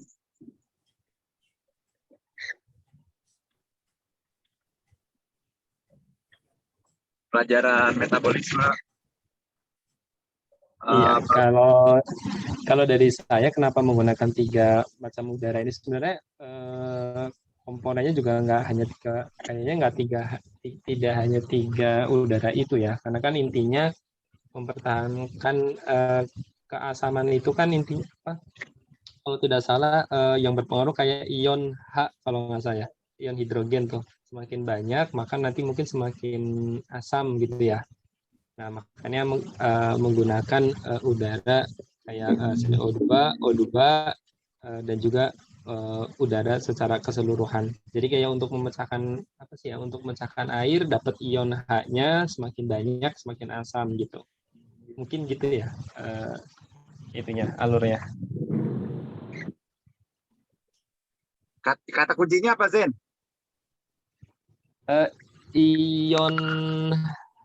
Ion H-nya, Pak. Oh ya udah. Biar cepet nih kalau jawaban dari gue sistem dapar karbonat. Itu karena ada H2O, ada O2, ada CO2 itu akan membentuk sistem dapar karbonat. Bentar, gue nanya, ada yang ngerti nggak dapar apaan? Lo ngomong pakai bahasa Indonesia, mereka ngerti bahasa Inggris. Sistem dapar. Buffer. Bahasa Indonesianya buffer itu dapar, larutan dapar. Oh, Kan pada nggak tahu. Buffer. Oke, Pak. baru tahu. Nah, Buffer, senyawa buffer, dapar. Nah, itu yang gue tahu tuh, Flo. Lo tambahin dah. Bener kok, bener. Memang itu berdasarkan sistem buffer karbonat. Makanya kalau misalnya kalian lihat di kalau kalian lihat di salah satu ingredients-nya media itu biasa mereka pakai natrium bikarbonat untuk buffering di dalam media cell culture. Kenapa? Karena itu sistem kesetimbangan kimianya karbonat itu ada 3. Ada kiri, tengah, sama kanan. Karena dia dari H2CO3 menjadi HCO3 menjadi CO2. Anak kimia, nanti tolong dicek ya. Kalau nggak percaya. Ya, itu betul. Lagi nih. Nah, Mas, gue nambahin lagi dikit. Jadi, rekan-rekan sekarang harusnya udah bisa mengerti ya kenapa kita jualan yang namanya inkubator CO2 gitu. Nah, harusnya kan bingung dong, kenapa sih buat mengkultur malah perlu CO2 bukannya malah keracunan ya selnya ya kena CO2, emang mereka tanaman gitu. Cakep, gua suka nih. Tapi beneran jadi pada ngerti nggak kenapa jualin inkubator CO2? Kok diam? Apakah koneksi saya terputus? Oke. Tidak. Tapi diam, pokoknya kalau ditanya jadi ngerti apa nggak sekarang, jawabannya apa? Tahu tapi belum belum sempurna pengetahuannya. Ayo coba di-challenge dirinya sendiri. Jadi jawaban paling gampang itu fungsinya untuk apa? Coba kalian bayangkan benda apa sih yang biasanya masuk ke inkubator CO2? Bendanya apa? Kultur sel. Oke, kontainernya apa? Misalkan pakai flash, T-flash. Okay, flash. Apakah di dalam T-flash itu ada air sparger? No. Nggak ada. Tidak. Berarti kalau tidak kayak ada. gitu, satu-satunya yang bisa membantu mereka menjaga kesetimbangan CO2 di dalam media itu apa? Inkubator itu sendiri. Inkubator itu nanti kalau di dalam bioreaktor ini inkubator. fungsinya menjadi apa? Inkubator CO2 tuh nanti fungsinya menjadi apa? Air sparger dan inlet air port. Air spargernya nggak ada loh. Overlay aja ya. Cuma bagian atas saya aja nih. Makanya kalau misalnya kalian ngerjain kultur nih di dalam bioreaktor, biasanya tipis-tipis aja tuh medianya. Cuman segini doang tuh. Karena dia hanya mengandalkan difusi dari permukaan cairan. Ini jadi panjang nih ceritanya. Kalau dari si cell culture si inkubator CO2, itulah apa namanya, kita juga jadi pertanyaan, kenapa si researcher itu buat dia apa namanya, buat lebih ke stem cell gitu ya, lebih mau berangkat ke si bioreaktor daripada si inkubator CO2-nya. Lebih mau berangkat ke bioreaktor. Maksudnya pakai ya daripada konvensional biasa pakai inkubator gitu, nggak pakai bioreaktor. Ya simply karena kalau pakai inkubator labor intensif aja sih bro. Kalau pakai bioreaktor kan gua tinggal suruh satu orang ngecek tiap hari udah tumbuh apa belum selnya cukup. Tapi kalau misalnya nih katakanlah gue pakai inkubator CO2 volume paling gede yang kalian punya, dibandingkan bioreaktor 5 liter benchtop. Ya, hasilnya lebih banyak bioreaktor. Sel yang gua hasilkan sama atau lebih. Tapi jauh lebih labornya, lu bayangin lah kalau gue disuruh ngecekin plate beratus-ratus dibandingin gue harus ngecek bioreaktor 1 biji. Oke. Kalau kita udah ngomongnya untuk skala, misalnya mereka mau ngerjain clinical trial. Clinical trial 2 aja deh. Itu kan jumlah pasien yang mereka perlukan udah lumayan banyak. Nih. Seingat gue udah minimal mereka butuh 30-an. Mau berapa puluh saintis yang disuruh kerja Rodi ngecekin gitu. Dan mau berapa banyak inkubator yang mau lo pasang. Oke. Nangkep. Nah, kalau itu sih simplikan skala aja sih kalau dari gue ya. Gitu. Oke, pertanyaan tebak-tebakan dari Bos River masih ada lagi nggak? Nggak ada. Lanjut udah ya. Orangnya udah nggak ada. Orangnya udah nggak ada. Okay, nanya dong Bapak. Ya boleh. Ya, tadi kan kalau ngebahas airport sama Asperger ini kayak krusial banget gitu kan, kayak menentukan kesetimbangan di dalamnya gitu, kalau retensi cairannya. Nah, si bioreaktor itu sendiri automatically adjusted si 2 part ini, atau kita harus ngecek routinely kondisinya seperti apa gimana? Kalau sampai harus ngecek routinely kondisinya seperti apa, berarti lo jualan barang nggak benar bos. Itu produk tahun 60-an kali ya kalau harus tetap ngecek. Ya maksudnya gini, kita si orang yang mengerjakan bagian ini harus selalu ngecek apa gimana? Tendang dong. Itulah kenapa kita ada teknologi. Kita lanjut sedikit ya. Ini kan baru input sama outputnya. Nah di sini ada sesuatu nih yang tidak dimasukin. Di sini setelah kita ada nomor 9 tadi ada udara overlay, terus nomor 10 ada Asperger, nomor 11 di sini kita ada yang namanya exit air, ya kan? Kalau udara dimasukin terus nggak ada keluarnya nanti kembung dong, nanti dia lama-lama meledak kegedean. Ya. Terus di sini nomor 12 ini ada inlet ports. Inlet ports itu bisa untuk nutrisi, bisa untuk antifoam atau pH regulating agent. Nah, terakhir di sini nomor 13, di sini ada safety valve. Ada satu yang tidak dimasukin di gambar ini. Sensor, benar nggak? Sensor. Nah, di sini ada PO2 sama PCO2. Ini apa sih?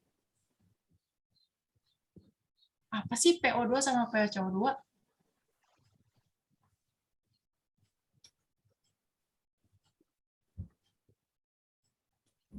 Ada yang tahu pH?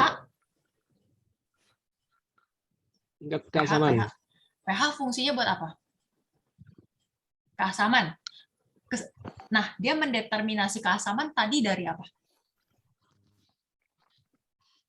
Zain bilang dari apa? Oksigen. Masa?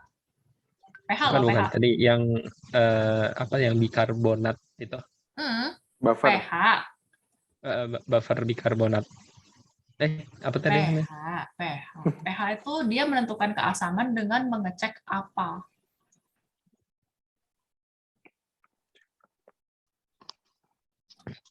Jumlah asam. Ion. Oh, jumlah ion H. Ion hidrogen. Ya, jumlah ion hidrogen terlarut. Nah, berarti di Di sini kan ada sensor pH. Di sini ada sensor PO2 dan PCO2. Berarti dia ngecek apa? Kadar O2 dan CO2-nya.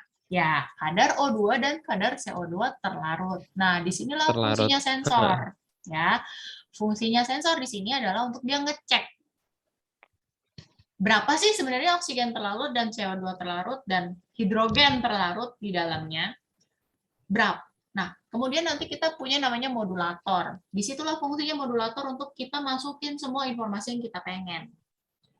Misalnya, oh pokoknya gue mau pH range-nya antara 6,5 sampai 7,5. Masukin. Gue mau oksigen terlarutnya itu dengan DO sekian persen. Gue mau CO2 terlarutnya dengan value sekian persen. Setelah kita masukin itu angkanya, dengan teknologi sekarang, puji Tuhan, ada yang namanya feedback information. Ya, begitu nanti sensornya ngecek, oh kok oksigennya ini kurang dari sekian persen, dia akan langsung kasih informasi feedback ke modulnya untuk, ini oksigennya kurang nih, tambahin oksigennya. Nah, nanti di situ oksigennya akan masukin, dia akan perbanyakin nih oksigennya, dipaksa oksigen doang yang masuk. Nggak cuma udara biasa doang, bukan CO2 yang dimasukin, tapi oksigen. Atau misalnya nanti dilihat, ini kok pH-nya naik ya di atas 7,5. Nah, nanti dia akan, pertama dia akan paksa dulu nih masukin CO2. Kalau dengan dipaksa CO2 sampai ke volume tertentu, maksimum ya, nanti biasanya kita ada setting juga supaya kita bisa masukin maksimum CO2 yang bisa dilarutin adalah sekian liter per menit, misalnya. Setelah itu dimasukin, kok ini masih nggak ngejar ya pH-nya, baru nanti dia tambahin senyawa asam supaya pH-nya turun. Kayak gitu. Kalau misalnya ternyata, oh kok pH-nya turun ya, malah dia akan masukin udara biasa. Dia akan masukin udara biasa supaya dia bisa flush out CO2-nya keluar sampai ke liter per menit tertentu. Biasanya tuh tetap ada dikasih platform.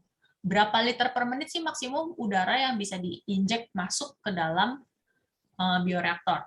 Kalau melebihi dari itu, baru mereka akan tambahin feedback ke senyawa asam atau ke senyawa basa. Untuk bilang, ini udah gue paksa nih sampai ke sekian liter masih nggak bisa. Tambahin senyawa asam atau tambahin senyawa basa supaya pH-nya stabil lagi. Karena udara udah nggak cukup, udara doang udah nggak bisa. Nah, pertanyaan gue, kenapa udaranya harus dikasih platform maksimum sekian liter per menit?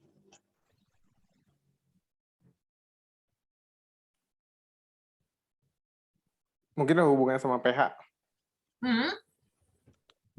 Bukan. Bukan. Kita ngomong spesifik bioreaktor sel mamalia. Oh, biar nggak mabok dia kebanyakan oksigen. Exactly. Karena dia lagi-lagi sifatnya sensitif ya. Jadi kita mau mengurangi extreme shear force akibat terlalu banyak bubble air yang masuk. Oh, bubble tuh jadi dari oksigennya ya? Dari udara, nggak cuma oksigen. Bubble pada saat dia masuk ke dalam sparger, ibaratnya coba kalian bayangin kalian lagi tiup sedotan deh ke dalam Coca-Cola, berkutuk gitu kan. Itu kan nanti dia akan menimbulkan riak nih. Riak itu kan akan memberikan energi sebenarnya. Nah, energinya itu pada saat bubble-nya dia burst, gelembung-gelembung udaranya itu pecah, itu dia akan memberikan energi shock ke selnya. Nah, di sana nanti selnya, aduh, gua kena impact gitu kan, pingsan nanti selnya gitu. Oke? Oke. Sampai situ paham? Paham. Yang sebut paham dari tadi kayaknya cuma Zain sama Yunan doang. Yang lain udah kicep suaranya nggak ada. Masih hidup? Berarti praktis kalau di bioreaktor kontrol itu ada kontrol pH, kontrol DO. DO itu maksudnya kan yang oksigen ya, Bu ya? Ya. Sorry. Oksigen dan CO2 juga sebetulnya. enggak, Kemudian CO2 kontrol lebih temperatur. di pH. CO2 lebih ke pH. Oksigen gitu. Itu yang sendiri DO. Lalu ada temperatur. Ada temperatur. Udah, berarti itu aja ya, Bu ya, kalau kontrol itu ya. Itu ada lagi. Ada satu lagi kontrolnya buat agitator. Oh iya, kecepatannya. Kecepatan, ya, udah buat motornya. Sama terakhir sebenarnya, kalau ini additional. Kalau misalnya dia sifatnya continuous batch, itu satu lagi sensor berat. kayak yang tadi saya bilang, karena dia akan menghitung volume di dalam vesselnya itu berdasarkan konversi dari volume ke berat. Itu tipikal. Biasa ada itu. Oke. Sampai sini gambar ini ada pertanyaan?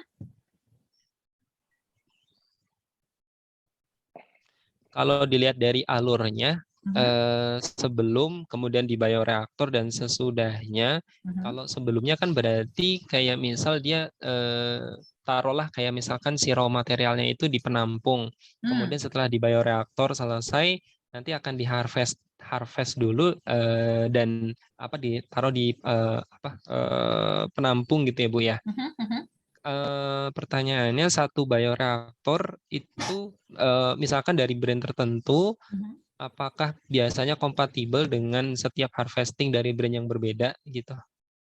Wah, kalau gitu saya nggak bisa jawab. Kalian harus tanya ke prinsipal dari itunya masing-masing. Ekspektasinya sih biasanya ini kalau kamu nanyanya dia ini ya setelah udah selesai at the end of the batch, terus material yang ada di dalam bioreaktor itu mau dikeluarin ditampung di tempat lain. Kompatibel apa enggak? Biasanya setelah sih dan sebelumnya Bu Flo, karena bayangan saya tuh gimana caranya, kan kita pengen kerjanya secara closed system gitu ya, nggak modalnya nggak kita tuangkan gitu kayak di ember dan masukin ke bioreaktor gitu, kayak semuanya terjadi secara closed system tertutup gitu. Bayangan saya berarti kan harus semuanya terkoneksi saling terhubung gitu kan. Nah, pertanyaannya itu apakah ada nggak sih kayak mungkin standarnya tertentu gitu, kayak setiap bioreaktor yang komersil itu pasti bisa dihubungkan dengan untuk penampung penampung sebelum masuk ke bioreaktor atau mungkin penampung untuk harvestingnya gitu. Biasa sih kalau kayak gitu dia lebih ke konektornya aja sih. Kalau misalnya kalian tahu kan nanti dia akan ngecek misalnya misalnya outletnya dia dart yang berapa, misalnya dia outletnya itu dart nozzle 2 inci misalnya. Oke, berarti kalau kayak gitu mereka harus putusin juga apakah mereka mau pakai pipa stainless atau misalnya mereka mau pakai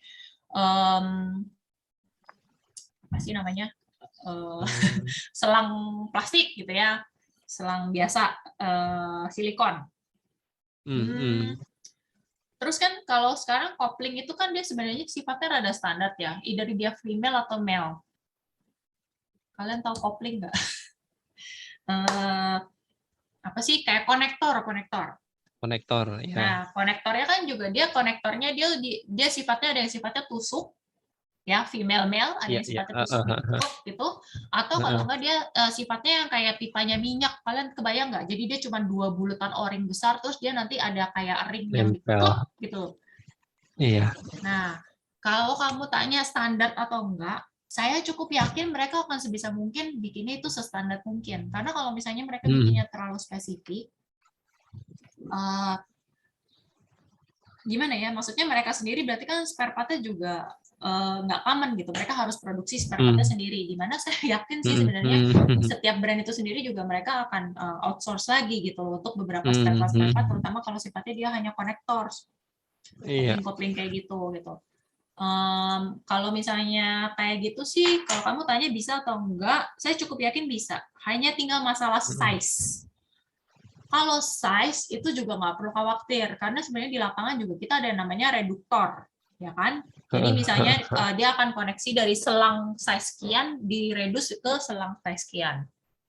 Gitu. Jadi itu tinggal masalah sistem koneksi aja sih. Saya cukup yakin bisa. Yang perlu dipastikan biasanya kamu harus tanya adalah size. Ada konsiderasi nggak mau dikoneksikannya ke size berapa? Biasanya mereka akan ngomong dalam inci. Jadi misalnya, saya pakainya yang 3/4 gitu kan. Kalau 3/4 kita nggak ada, tapi kita sediain reduktornya, Pak. Kita ada redusernya dari 3/4 ke setengah misalnya. Kita punyanya setengah, tapi kita bisa provide sekalian dengan redusernya. Oke. Ya, Zen. Gue juga punya pengalaman kayak kalau kita bekerja dengan CO2 inkubator kan kadang nggak hanya cuma CO2 aja ya, ada O2 bahkan nitrogen juga pun kadang kita juga pakai. Jadi CO2 inkubatornya nanti sebelahnya tuh yang tabung tinggi-tinggi tuh yang CO2, O2 sama N2. Nah, kalau bioreaktor ini berarti praktis hanya dua aja ya, udara yang digunakan O2 dan CO2 tiga ya, O2, CO2 sama yang udara total gitu. Oh, tergantung. Kalau dulu sih saya tetap pakai N2. Jadi N2 itu fungsinya buat nge-flush. Jadi waktu pas pertama kali kita mau setting kelarutan O2, itu biasanya kita masukin dulu medianya, terus kita flush out semua O2 yang ada di dalam media itu pakai N2.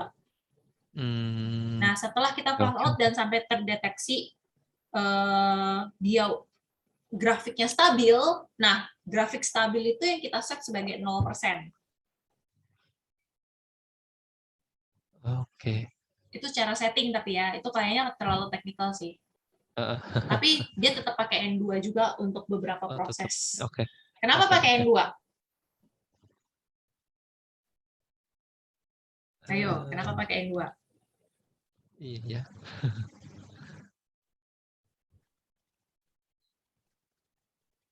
Untuk flash.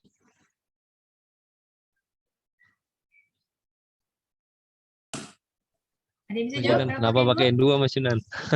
Buat makanan ya, nitrat kan? Nggak, ini kalau misalnya gue mau menghilangkan semua O2 yang ada di media supaya gue bisa riset dia angkanya ke 0%. Tapi gue flush out semua oksigen itu pakai N2. Kenapa pakai N2? Karena dia bisa ngikut O2-nya kayak gitu. Iya kali, ada hubungan gitu. Mestinya dia bisa ngebawa O2-nya biar kebawa sama alirannya si nitrogen. Duh, kayak berasa anak SMA baru kuliah nih, anak banyak banget nggak taunya saya. Maaf. Ayo, yang anak kimia, coba sebutkan satu sifat dasar N2. N2 itu adalah gas yang Zen, anak kimia. Terus ini juga ada deh, cuman paling ringan kan si N2 tuh, gas paling ringan ya. Gas paling ringan. Lalu apa lagi? N2 adalah gas yang sifatnya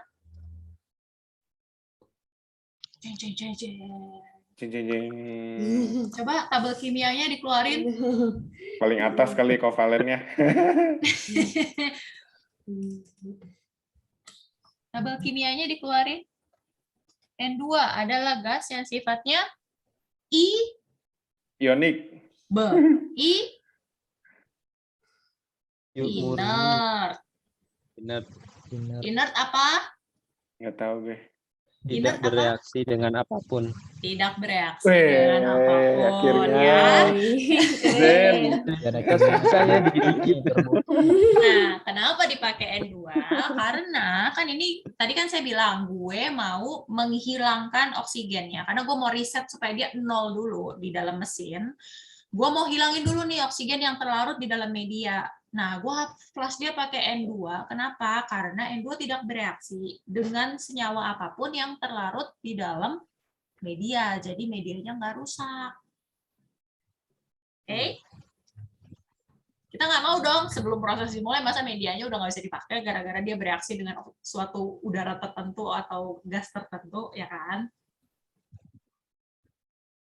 Gitu. Oke. Bisa kita lanjut ke slide berikutnya? Lanjut. Dikit lagi ya, 2 lagi, bertahanlah. Oke. Tadi ada yang nanya impeller. Nah, kita bahas dulu impeller bentuknya macam-macam banget. Tapi secara umum impeller itu sebenarnya dikategorikan hanya 4. 4 karena dia dikategorikan berdasarkan arah atau direksi aliran cairan pada saat dia dimix dengan menggunakan impeller tersebut. Nah, di sini tadi kan Yunan sempat bilang, oh itu tinggal diganti aja dari angel pitch jadi Rushton. Nah, Rushton itu dia adalah impeller yang sifatnya radial flow. Radial itu apa? Radial kemana, Bos? Buletan. Lingkaran. Ya, gue tanya deh, radial itu sifatnya horizontal apa horizontal apa vertikal apa diagonal? Horizontal.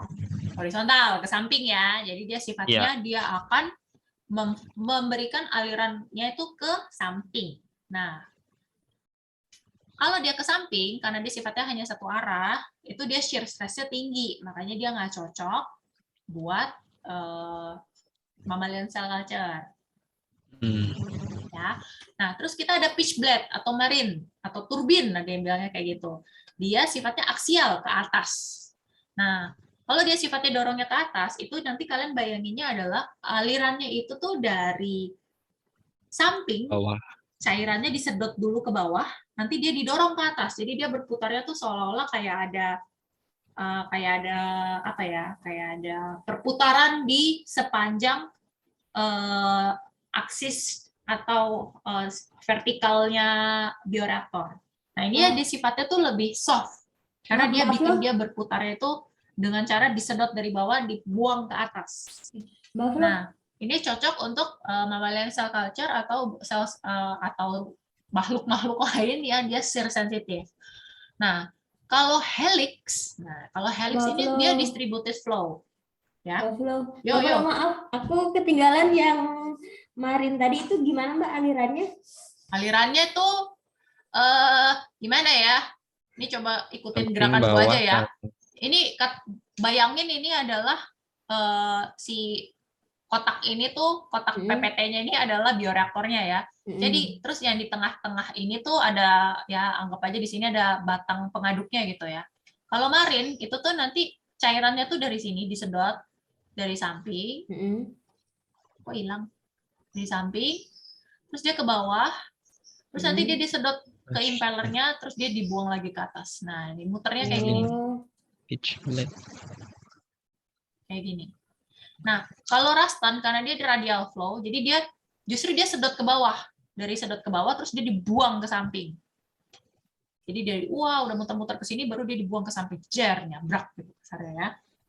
Nah, karena dia di sini ada nabrak nih, supaya dia bisa naik lagi ke atas, makanya biasanya kalau di bioreaktor atau fermenter untuk bakteri, yang tadi saya bilang ada apa namanya? Yang di samping buffle. Jadi dia disedot dari bawah, terus dia dibuang ke samping, buffle-nya yang bantu untuk naik lagi ke atas. Nah, kalau helix itu dia sifatnya diputar-putar. Begini-gini. Nah, dia sifatnya distributed flow dan dia sangat cocok untuk cairan yang sifatnya high viscosity. Ya, ini kalian nggak akan pernah lihat ini di bioreaktor untuk mammalian cell culture. Ini biasanya untuk wastewater treatment. Terutama wastewater treatment untuk produk-produk minyak. Misalnya di industri kelapa sawit atau di mana ya? Yang banyak buah-buahannya gitu. Nah, itu biasanya mereka banyak pakai ini. Lalu di sini ada angel pitch. Nah, angel pitch ini dia mix flow, dia disedot dari samping, sama disedot dari tengah, sama disedot dari samping juga. Itu kalau kita bayangin flow-nya. Ini paling gampang kalian bisa ngebayanginnya adalah blender. Nah, ini juga cocok untuk high viscosity. Dan ini dia lebih tinggi shear stress-nya daripada helical. Ini tipe-tipe berdasarkan kalau kita bagi secara 4. Nah, kalau misalnya kita mau ngebahas lagi nih, nah Ruston nih bentuknya bisa macam-macam nih, bisa kayak gini, bisa kayak gini, bisa kayak gini. Jadi ada yang flat blade, ada yang disc flat blade, pitch. Terus ada kalau ini untuk yang Ruston. Terus kalau yang angle pitch, ada yang sifatnya curved blade, ada yang tilted blade, ada yang shrouded. Nah, ini cuma macam-macam. Nah, ini kalau helical tuh ada yang bentuknya finger, ada yang double motion, ada yang helix, ada yang gate, ada yang leaf, ada yang anchor, all kind of things. Dari sekian banyak macam bentuknya, tipenya sebenarnya hanya 4, hanya berdasarkan flow-nya aja. Dan ini highlight-nya yang paling sering dipakai, bukan paling sering dipakai, yang dipakai di mammalian cell culture, gue cukup yakin hanya ini. Ya, yang pitch blade. Paling Marine standar bisa sih disebut. ya, marine. Paling standar sih ada 3 blade. Gue belum pernah lihat ada yang 4, gue cukup yakin 3. Dan dia biasanya tilted angle-nya antara 30 sampai 45 derajat. Nah, terus nanti bisa diposisi di tengah doang, ada di tengah sama di bawah, ada di tengah atas sama bawah. Nah, tergantung. Kalau jumlahnya mau dipasang berapa banyak sepanjang shaft, itu tergantung hitung-hitungan nanti dibutuhkan butuh distributionnya berapa, terus diffusion rate dari oksigennya butuh berapa, lalu untuk kecepatan alirannya itu dia butuh berapa ppm, that kind of things. Terus dimensi bioreaktornya berapa, apa segala macam. Nah, itu akan mempengaruhi diameter dari pitch blade-nya dan berapa banyak pitch blade yang bakal dipakai sepanjang shaft. Yang itu nggak akan gue ajarin ya, itu nggak akan gue ajarin. Berarti kalau misalkan impellernya kita pakai yang Rasten, artinya kan aplikasinya buat mikrobial ya Bu ya. Nah ini pakainya dibantu dengan yang baffle. Nah bioreaktor yang tidak menggunakan baffle alias untuk mamalian, maka yang paling umum digunakan impellernya adalah tipe yang pitch blade gitu ya Bu ya. Oh kebalik. Justru karena mamalian cell culture itu mereka sangat sensitif dengan shear force atau shear stress. Makanya mereka memakai pitch blade dan tidak memakai baffle. Iya, tidak menggunakan baffle gitu ya. Dibalik. Justru karena mereka shear sensitif, makanya dipilih pitch blade tanpa baffle. Oke. Jadi variasi-variasi ini tuh sangat tergantung dengan kebutuhan. Kalian maunya apa? Kalian prosesnya bagaimana? Nah, makanya kalau nanti ke depannya kalian diskusi dengan customer atau apa segala macam, jangan bertanya kalian butuhnya bentuknya apa, tapi tanyalah prosesnya butuhnya seperti apa. Oke? Ingat ya, zaman sekarang sales itu bukan menjual barang tapi memberikan solusi. Jadi yang harus kalian tanyakan adalah kebutuhan prosesnya apa, so you can give the best solution using the most suitable product. Jadi kalian bukan cuma jual produknya aja, oke?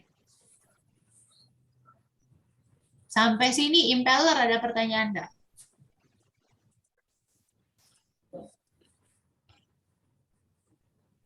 Nggak? Belum. Kalau diam? Belum. Berikutnya ada sparger. Ya, sparger tadi apa? Yang buat yang di bawah apa yang buat gas? Yang buat masukin udara ya? Supply. Air supply tapi di dalam larutan. Itu sparger. Di dalam larutan. Ya. Nah, kalau misalnya sparger, dia secara umum ada 3 jenis. Yang pertama itu adalah poros. Jadi dia berpori. Nah, itu biasanya dia bisa dibuat dari gelas atau keramik atau metal. Kemudian itu dia targetnya itu bubble yang terbentuk antara 10 sampai 100 kali lebih besar daripada pore size-nya. Nah, jadi itu dia dari supply-nya begitu dimasukin, didorong, nanti udaranya otomatis kayak gini. Langsung berkutuk banyak gitu, banyak bubble-nya. Nah, kalau kelemahannya dari poros sparger ini adalah biasanya dia gampang ngeblok karena kan dia banyak pornya ya, apalagi kalau misalnya kita pakai ini untuk kultur yang ada bakterinya gitu kan, bakterinya cepat tumbuh nih. Nah ini biasanya dia jadi gampang banget ngeblok sama bakteri or any kind of microorganism. Ini dia typically dia kalau kalian pernah lihat ini sih paling banyak ada di akuarium ya. Kalian ngerasa nggak sih? Iya, ada di akuarium. Ya, ini kalau dari pengalaman sih dia cuman dipakai di lab scale, dia nggak pernah dipakai di skala produksi, dan dia dipakai terutama pada vessel yang memang dia nggak ada agitasinya. Nah, ini jarang banget dipakai di bioreaktor. Kayaknya nggak pernah malah. Kenapa? Karena fungsinya agitator itu ada 2. Yang pertama dia adalah untuk mengaduk larutan. Terus yang kedua adalah dia membantu memecah bubbles sebenarnya. supaya dia bisa lebih cepat larut udaranya ke dalam cairan. Nah, karena si poros ini, dia keuntungannya adalah dia sangat cocok dipakai di vessel yang dia nggak ada agitatornya. Karena dia tanpa harus dipecah pakai agitator, dia bubble-nya udah macam-macam, udah berkutuk-berkutuk kayak gini. Jadi pori-pori yang ada di dalam pori-pori yang ada di spargernya itu tuh dia secara otomatis membantu untuk membuat supaya bubbles-nya kecil. Tanpa harus dipecah lagi, dia udah lebih kecil daripada tipe-tipe sparger yang lain. Nah, terus yang kedua ada namanya orifice. Ya, orifice, whatever the pronunciation is. Nah, ini biasanya dia sering dipakai di bioreaktor skala kecil tapi dengan agitator. Nah, dia itu biasanya pipa yang dikasih bolongan. Jadi dia perforated pipe yang ditaruh di bawah impeller. Jadi dia pasti di posisinya di bawah impeller. Kenapa? Supaya begitu udaranya keluar dari pori-porinya, dari lubang-lubangnya, dia langsung dipecah sama agitator. Nah, bentuknya macam-macam. Paling sering yang akan kalian lihat di bioreaktor tuh yang O-ring. Ini namanya O-ring. O-ring bisa bentuknya kayak gini atau yang kayak gini. Nah, kalau misalnya di beberapa bioreaktor alga, itu bisa berupa poros plate, jadi dia kayak satu plate besar di dasar bioreaktor, kayak gini atau kayak gini nih poros plate, atau kalau enggak dia sifatnya dia multiple orifice nozzle, kayak gini. Jadi dia kayak ada pipa panjang gitu di bawah bioreaktornya atau sepanjang kolom bioreaktornya, terus dia akan ngeluarin udara di samping-sampingnya kayak gitu. Ini tipe-tipe yang sering kelihatan di bioreaktor untuk alga. Tapi kalau untuk mamalia sih sejauh ini paling sering lihat yang kayak gini. Ada beberapa yang kayak gini tapi nggak banyak.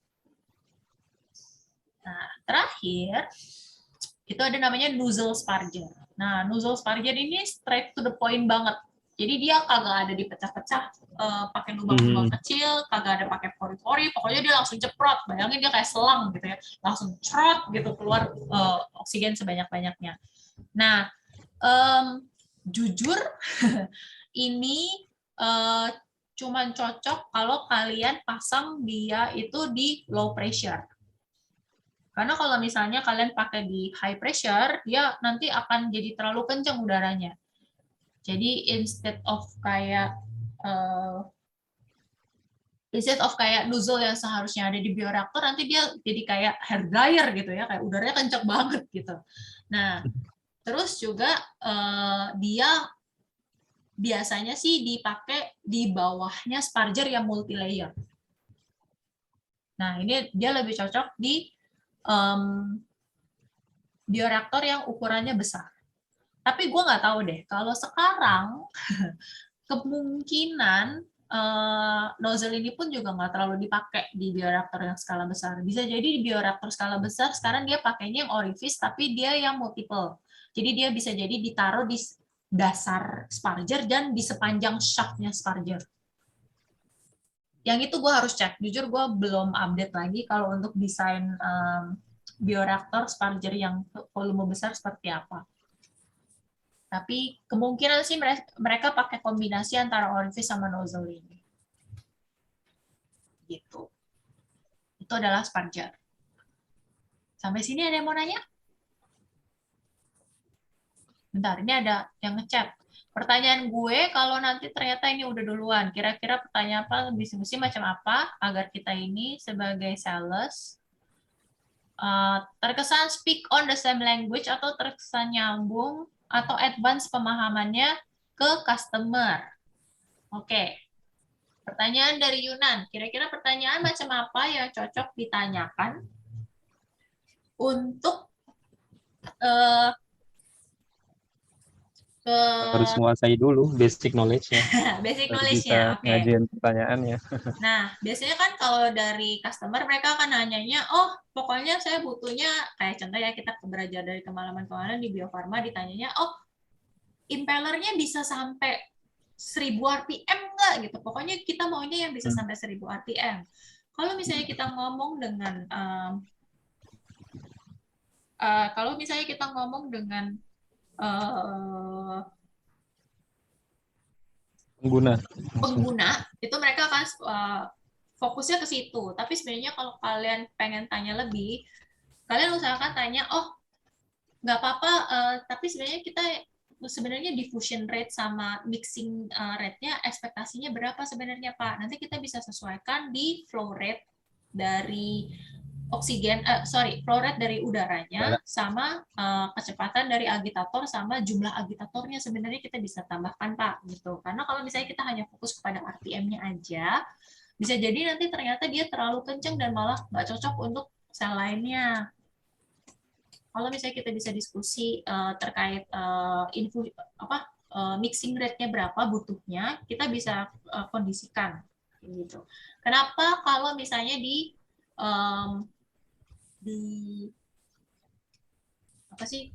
kalau di udaranya sendiri perlu kita pertimbangkan juga maksimum flow rate dari udaranya berapa, karena biasanya mereka ada kayak semacam bukaan, ada klepnya. Dan dia tuh di dalam sistemnya sendiri kan dia ada ada pipa udaranya. Nah, itu tuh tergantung dari seberapa besar atau seberapa kecil pipa udara yang kalian pakai di dalam bioreaktor dan seberapa besar atau seberapa kecil klep yang kalian pakai, gate ya, gate. Kalau gue bilang klep, kalian ngerti nggak? Klep atau gate, kalian ngerti nggak? Iya. Keran deh, keran. Ya, keran. Iya. Kalau misalnya kerannya kecil sama kerannya gede, keluarannya beda ya. Speednya kan beda. Nah, jadi tergantung seberapa besar size keran dan seberapa besar selang yang kalian pakai, itu kan juga akan mempengaruhi flow rate maksimum yang bisa masuk. Nah, itu perlu ditanyakan juga sebenarnya flow rate maksimumnya berapa, kemudian mixing rate yang diharapkan berapa, lalu diffusion rate yang diharapkan berapa. Nanti kita bisa suggest dengan volume bioreaktor yang diminta segini, kita bisa sarankan settingnya seberapa, kira-kira bergeraknya di setting berapa. Gitu. Nah, kalau tadi kan masalah ini ya Bu ya, kecepatannya dengan beragamnya Sparger ini artinya kan airflow yang dihasilkan kan berbeda-beda kayak tadi kalau poros Sparger bahkan tidak perlu sampai menggunakan agitator. Nah, dengan adanya beragamnya Sparger, apakah ada kayak semacam kayak pakem gitu? Oh, kalau saya pakai multiple orifice nozzle, agitatornya tuh harus yang misalkan Rushton atau mungkin yang pitch blade ya, atau angel pitch blade gitu. Ada nggak kayak gitu Bu? Kalau misalnya kita ngomong bioreaktor khusus di mammalian cell culture ya, kita ngomongnya khusus di mammalian cell culture dulu aja. Kayaknya sih very unlikely kalian akan bergerak di luar pitch blade. Saya belum pernah lihat ada mammalian cell culture bioreactor yang pakai impeller selain pitch blade. Pasti pitch blade. Cuma nanti kita bicaranya itu nanti lebih ke arah butuh diameter berapa, butuh angle pitch batch-nya berapa. Angle kalian tahu ya, angle-nya sudut. Diameter, sudut sama berapa banyak. Oh, ternyata beda-beda juga ya Bu ya? Ya. Diameternya dan sudutnya.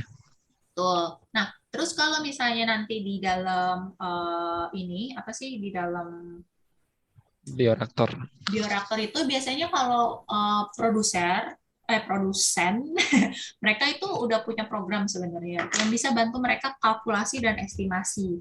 Misalnya mereka akan masukin inputnya adalah medianya itu sekian liter, lalu viskositas medianya itu adalah sekian. Viskositas jika dibandingkan dengan air itu adalah sekian.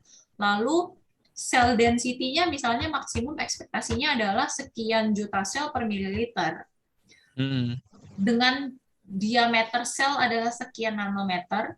Lalu yang diharapkan adalah diffusion rate oksigennya sekian. Dengan maksimum oksigen flow rate-nya adalah sekian liter per mililiter.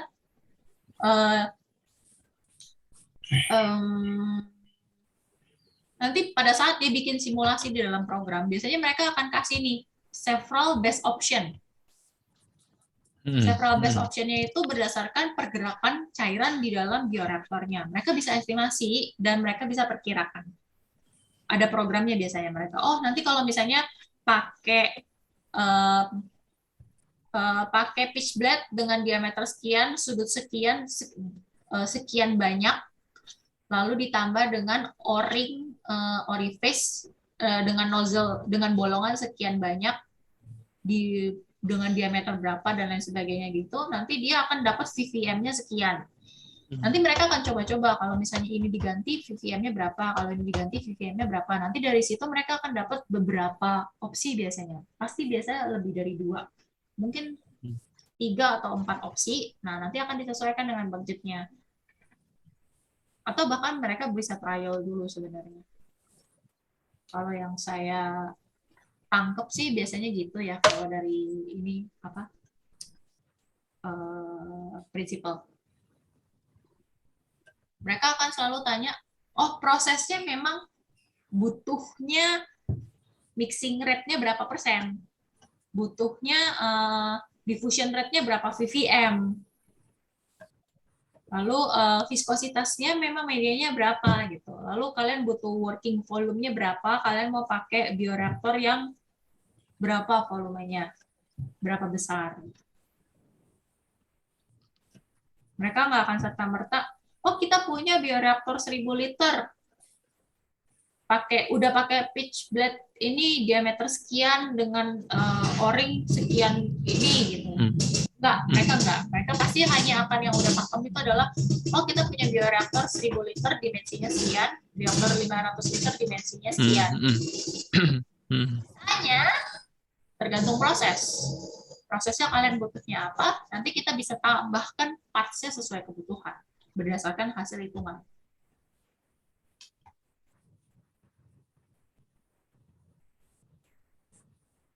Gitu. Oke,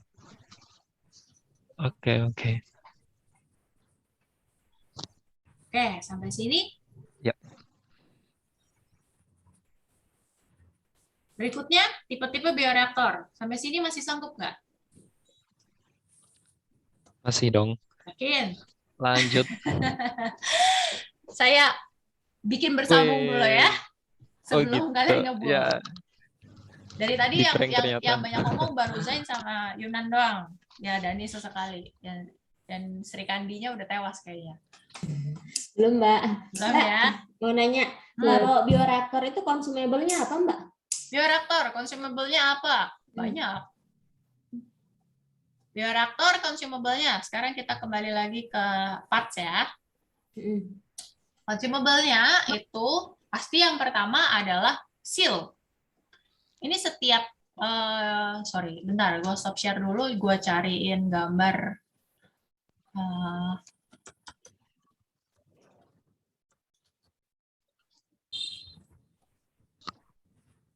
Nah, ini ya, kita bikin yang skala kecil dulu aja.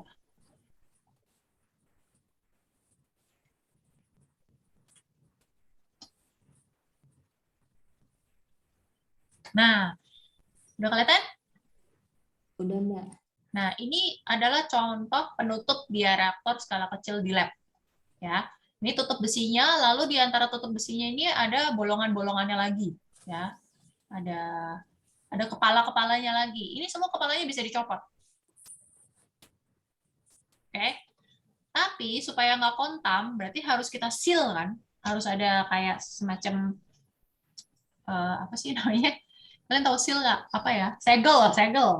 Ya. Nah, segelnya itu biasanya dia terdiri dari 2. Yang pertama itu adalah o-ring parts. Nah, ini namanya o-ring nih ya, karet-karet yang suka ada di kayak beginian nih. Ini namanya o-ring. Nah, lalu yang kedua dia pakai grease. Kalian tahu grease nggak? Kalau cowok pasti tahu ya grease ya. Nggak tahu grease. Waduh, salah. Grease oil. Nah, nih. Grease. Minyak gemuk biasanya. Gomok kan, gomok. Gomok. Nah, fungsinya buat apa?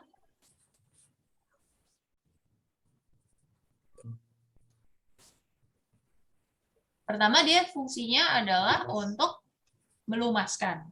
Lalu yang kedua, dia untuk mengisi ruang-ruang. Supaya dia rapat gitu.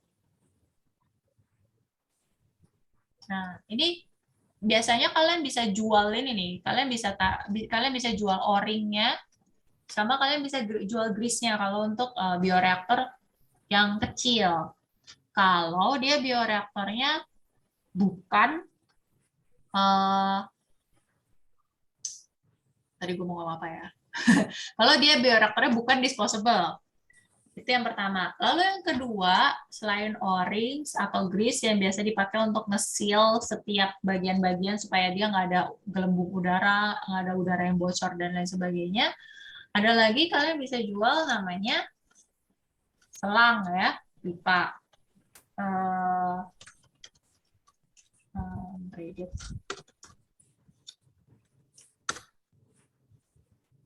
Nah, ini kalau di bioreaktor skala gede, ini masih banyak nih yang jual tubing-tubing kayak gini, silikon, braided silikon tubing.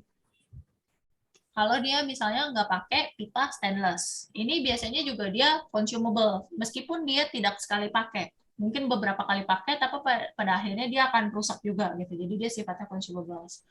Lalu kalian juga bisa bikin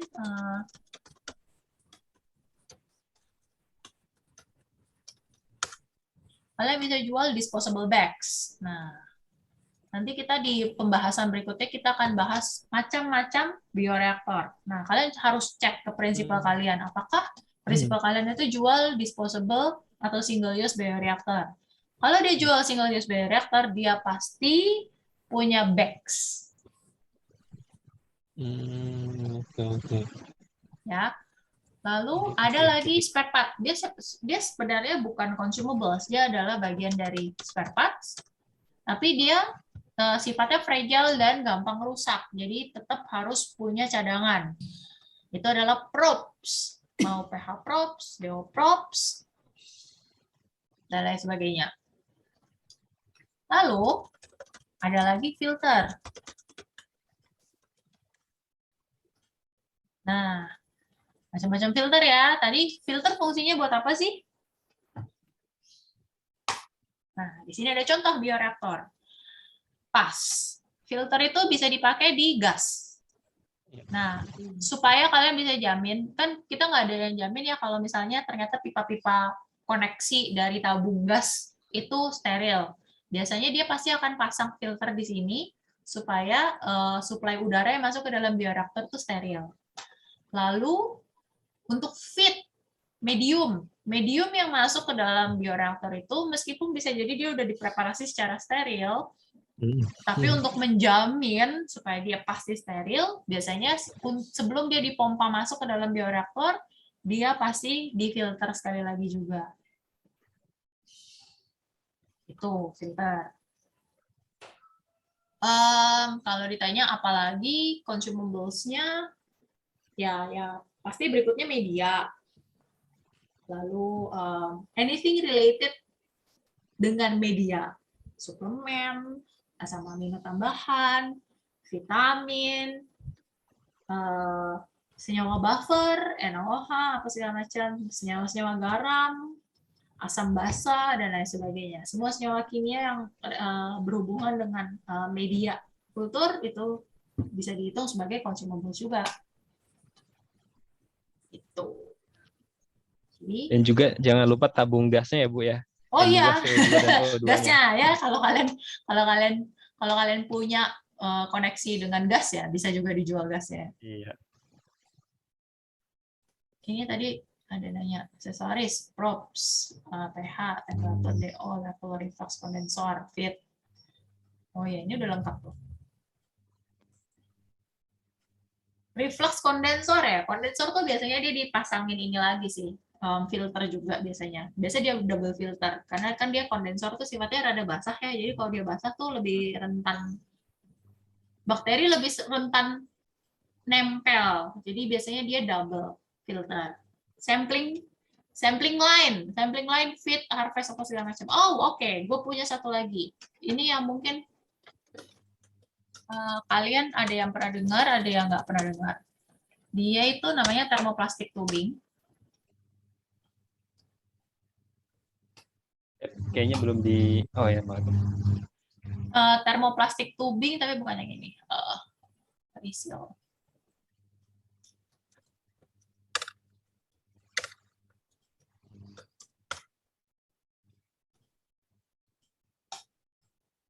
Chigawa Sartorius.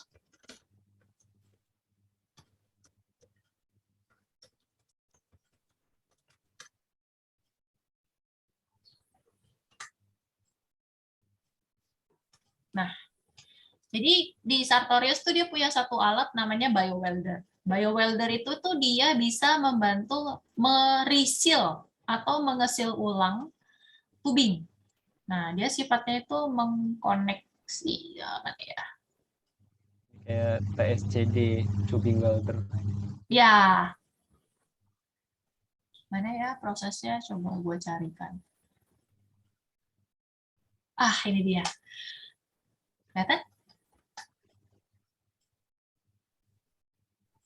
Nah, jadi di Sartorius itu mereka ada satu alat namanya biowelder. Dia itu bisa biowelder dan biosealer. Ini bioweldernya, ini biosealernya. Nah, jadi biosealer itu dia fungsinya adalah mempres. Jadi tubingnya itu dia dipres sedemikian rupa supaya dia jadi kesil. Nah, kalau dia udah kesil nanti dia bisa dipotong di sini. Shred gitu. Jadi dia akan jadi dua line terpisah. Nah, biowelder itu nanti dia bisa menghubungkan kembali si dua tubing yang tadinya kesil ini supaya dia jadi nyambung lagi. Kalau alatnya jelas kalian nggak bisa jualan ya karena dia Sartorius punya. Tapi kalian bisa pertimbangin untuk jualan tubingnya. Ini dia ada tubing khusus termoplastik. Kita ada kalian udah jual ya? Dari Terumo BCT. Oh, dari Terumo. Oke. Gue lupa, kayaknya ada satu brand yang jualan itu juga. Nah, sama satu lagi. Ini. Kalian bisa jualan, kalau untuk konektor, ini kalian juga bisa pertimbangan ini. Ini namanya konektor. Yang ini kalau gue nggak salah ingat, ini female. Jadi dia bentuknya klep. Luar, betul. Luar ya. Luar lock tubing. Nah ini ya. Nggak tahu deh ini kelihatan bakal bisa digedein apa enggak.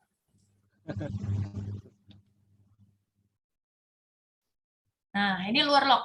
Jadi dia bentuknya kayak apa ya? Kayak tutup botol gitu loh luar. Jadi dia di screw.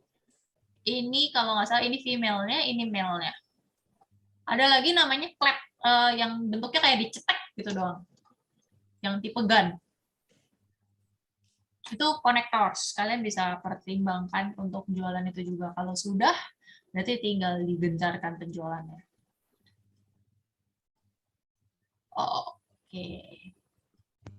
Oke, ini nice. Ini kok bisa share.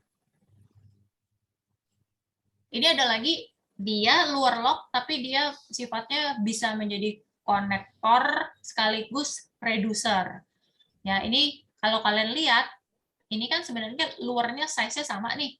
Tapi kan bagian yang nempel ke tubingnya tuh beda-beda. Nah, ini sebenarnya dia bisa jadi dia kompatibel antara yang ini. Kepencet.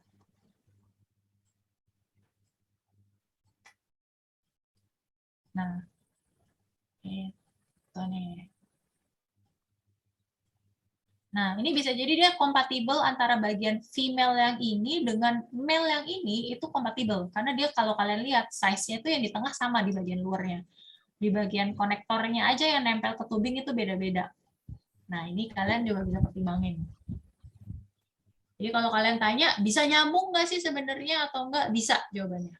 Tinggal masalah size. Jadi kalau kalian tanya, emang Bapak atau Ibu butuh size yang berapa? oh kalau bioreaktor saya keluarannya 3/4 gitu. Oh kita nggak ada Bu yang 3/4, tapi kita ada konektornya yang sekalian dengan reducer. Jadi kita bisa hubungin, punya kita adanya setengah. Tapi kita punya kok Bu konektor 3/4 ke setengah. Atau reducer 3/4 ke setengah. Gitu. Oke? Oke. Ada lagi pertanyaan?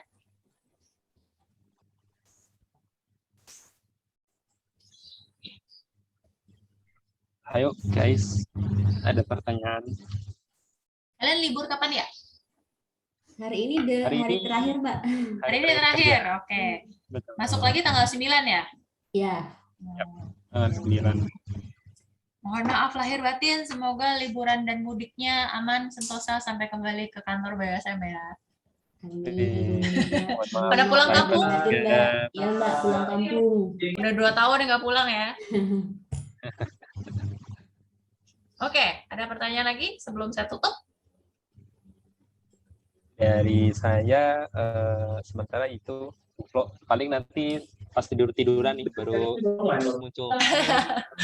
Oke, ini kalau kalian mau, ini nanti saya upload slide PPT-nya ke ini ya, Mau banget. ke apa sih, ke Google Chat ya.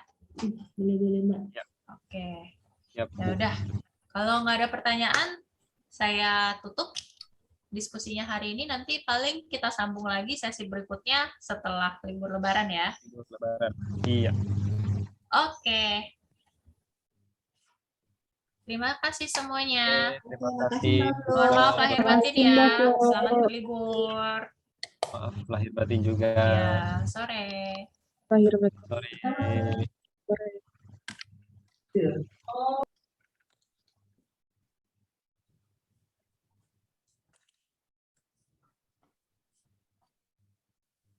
Guys, ini stop recording. Ya, di stop recording Zen. Bentar. Ini stop recording. Oh, mana sih tulisannya? Oh, ini nih. Setelah udah stop terus ada tulisan are you sure you want to stop recording to the cloud? Yes ya. Yes.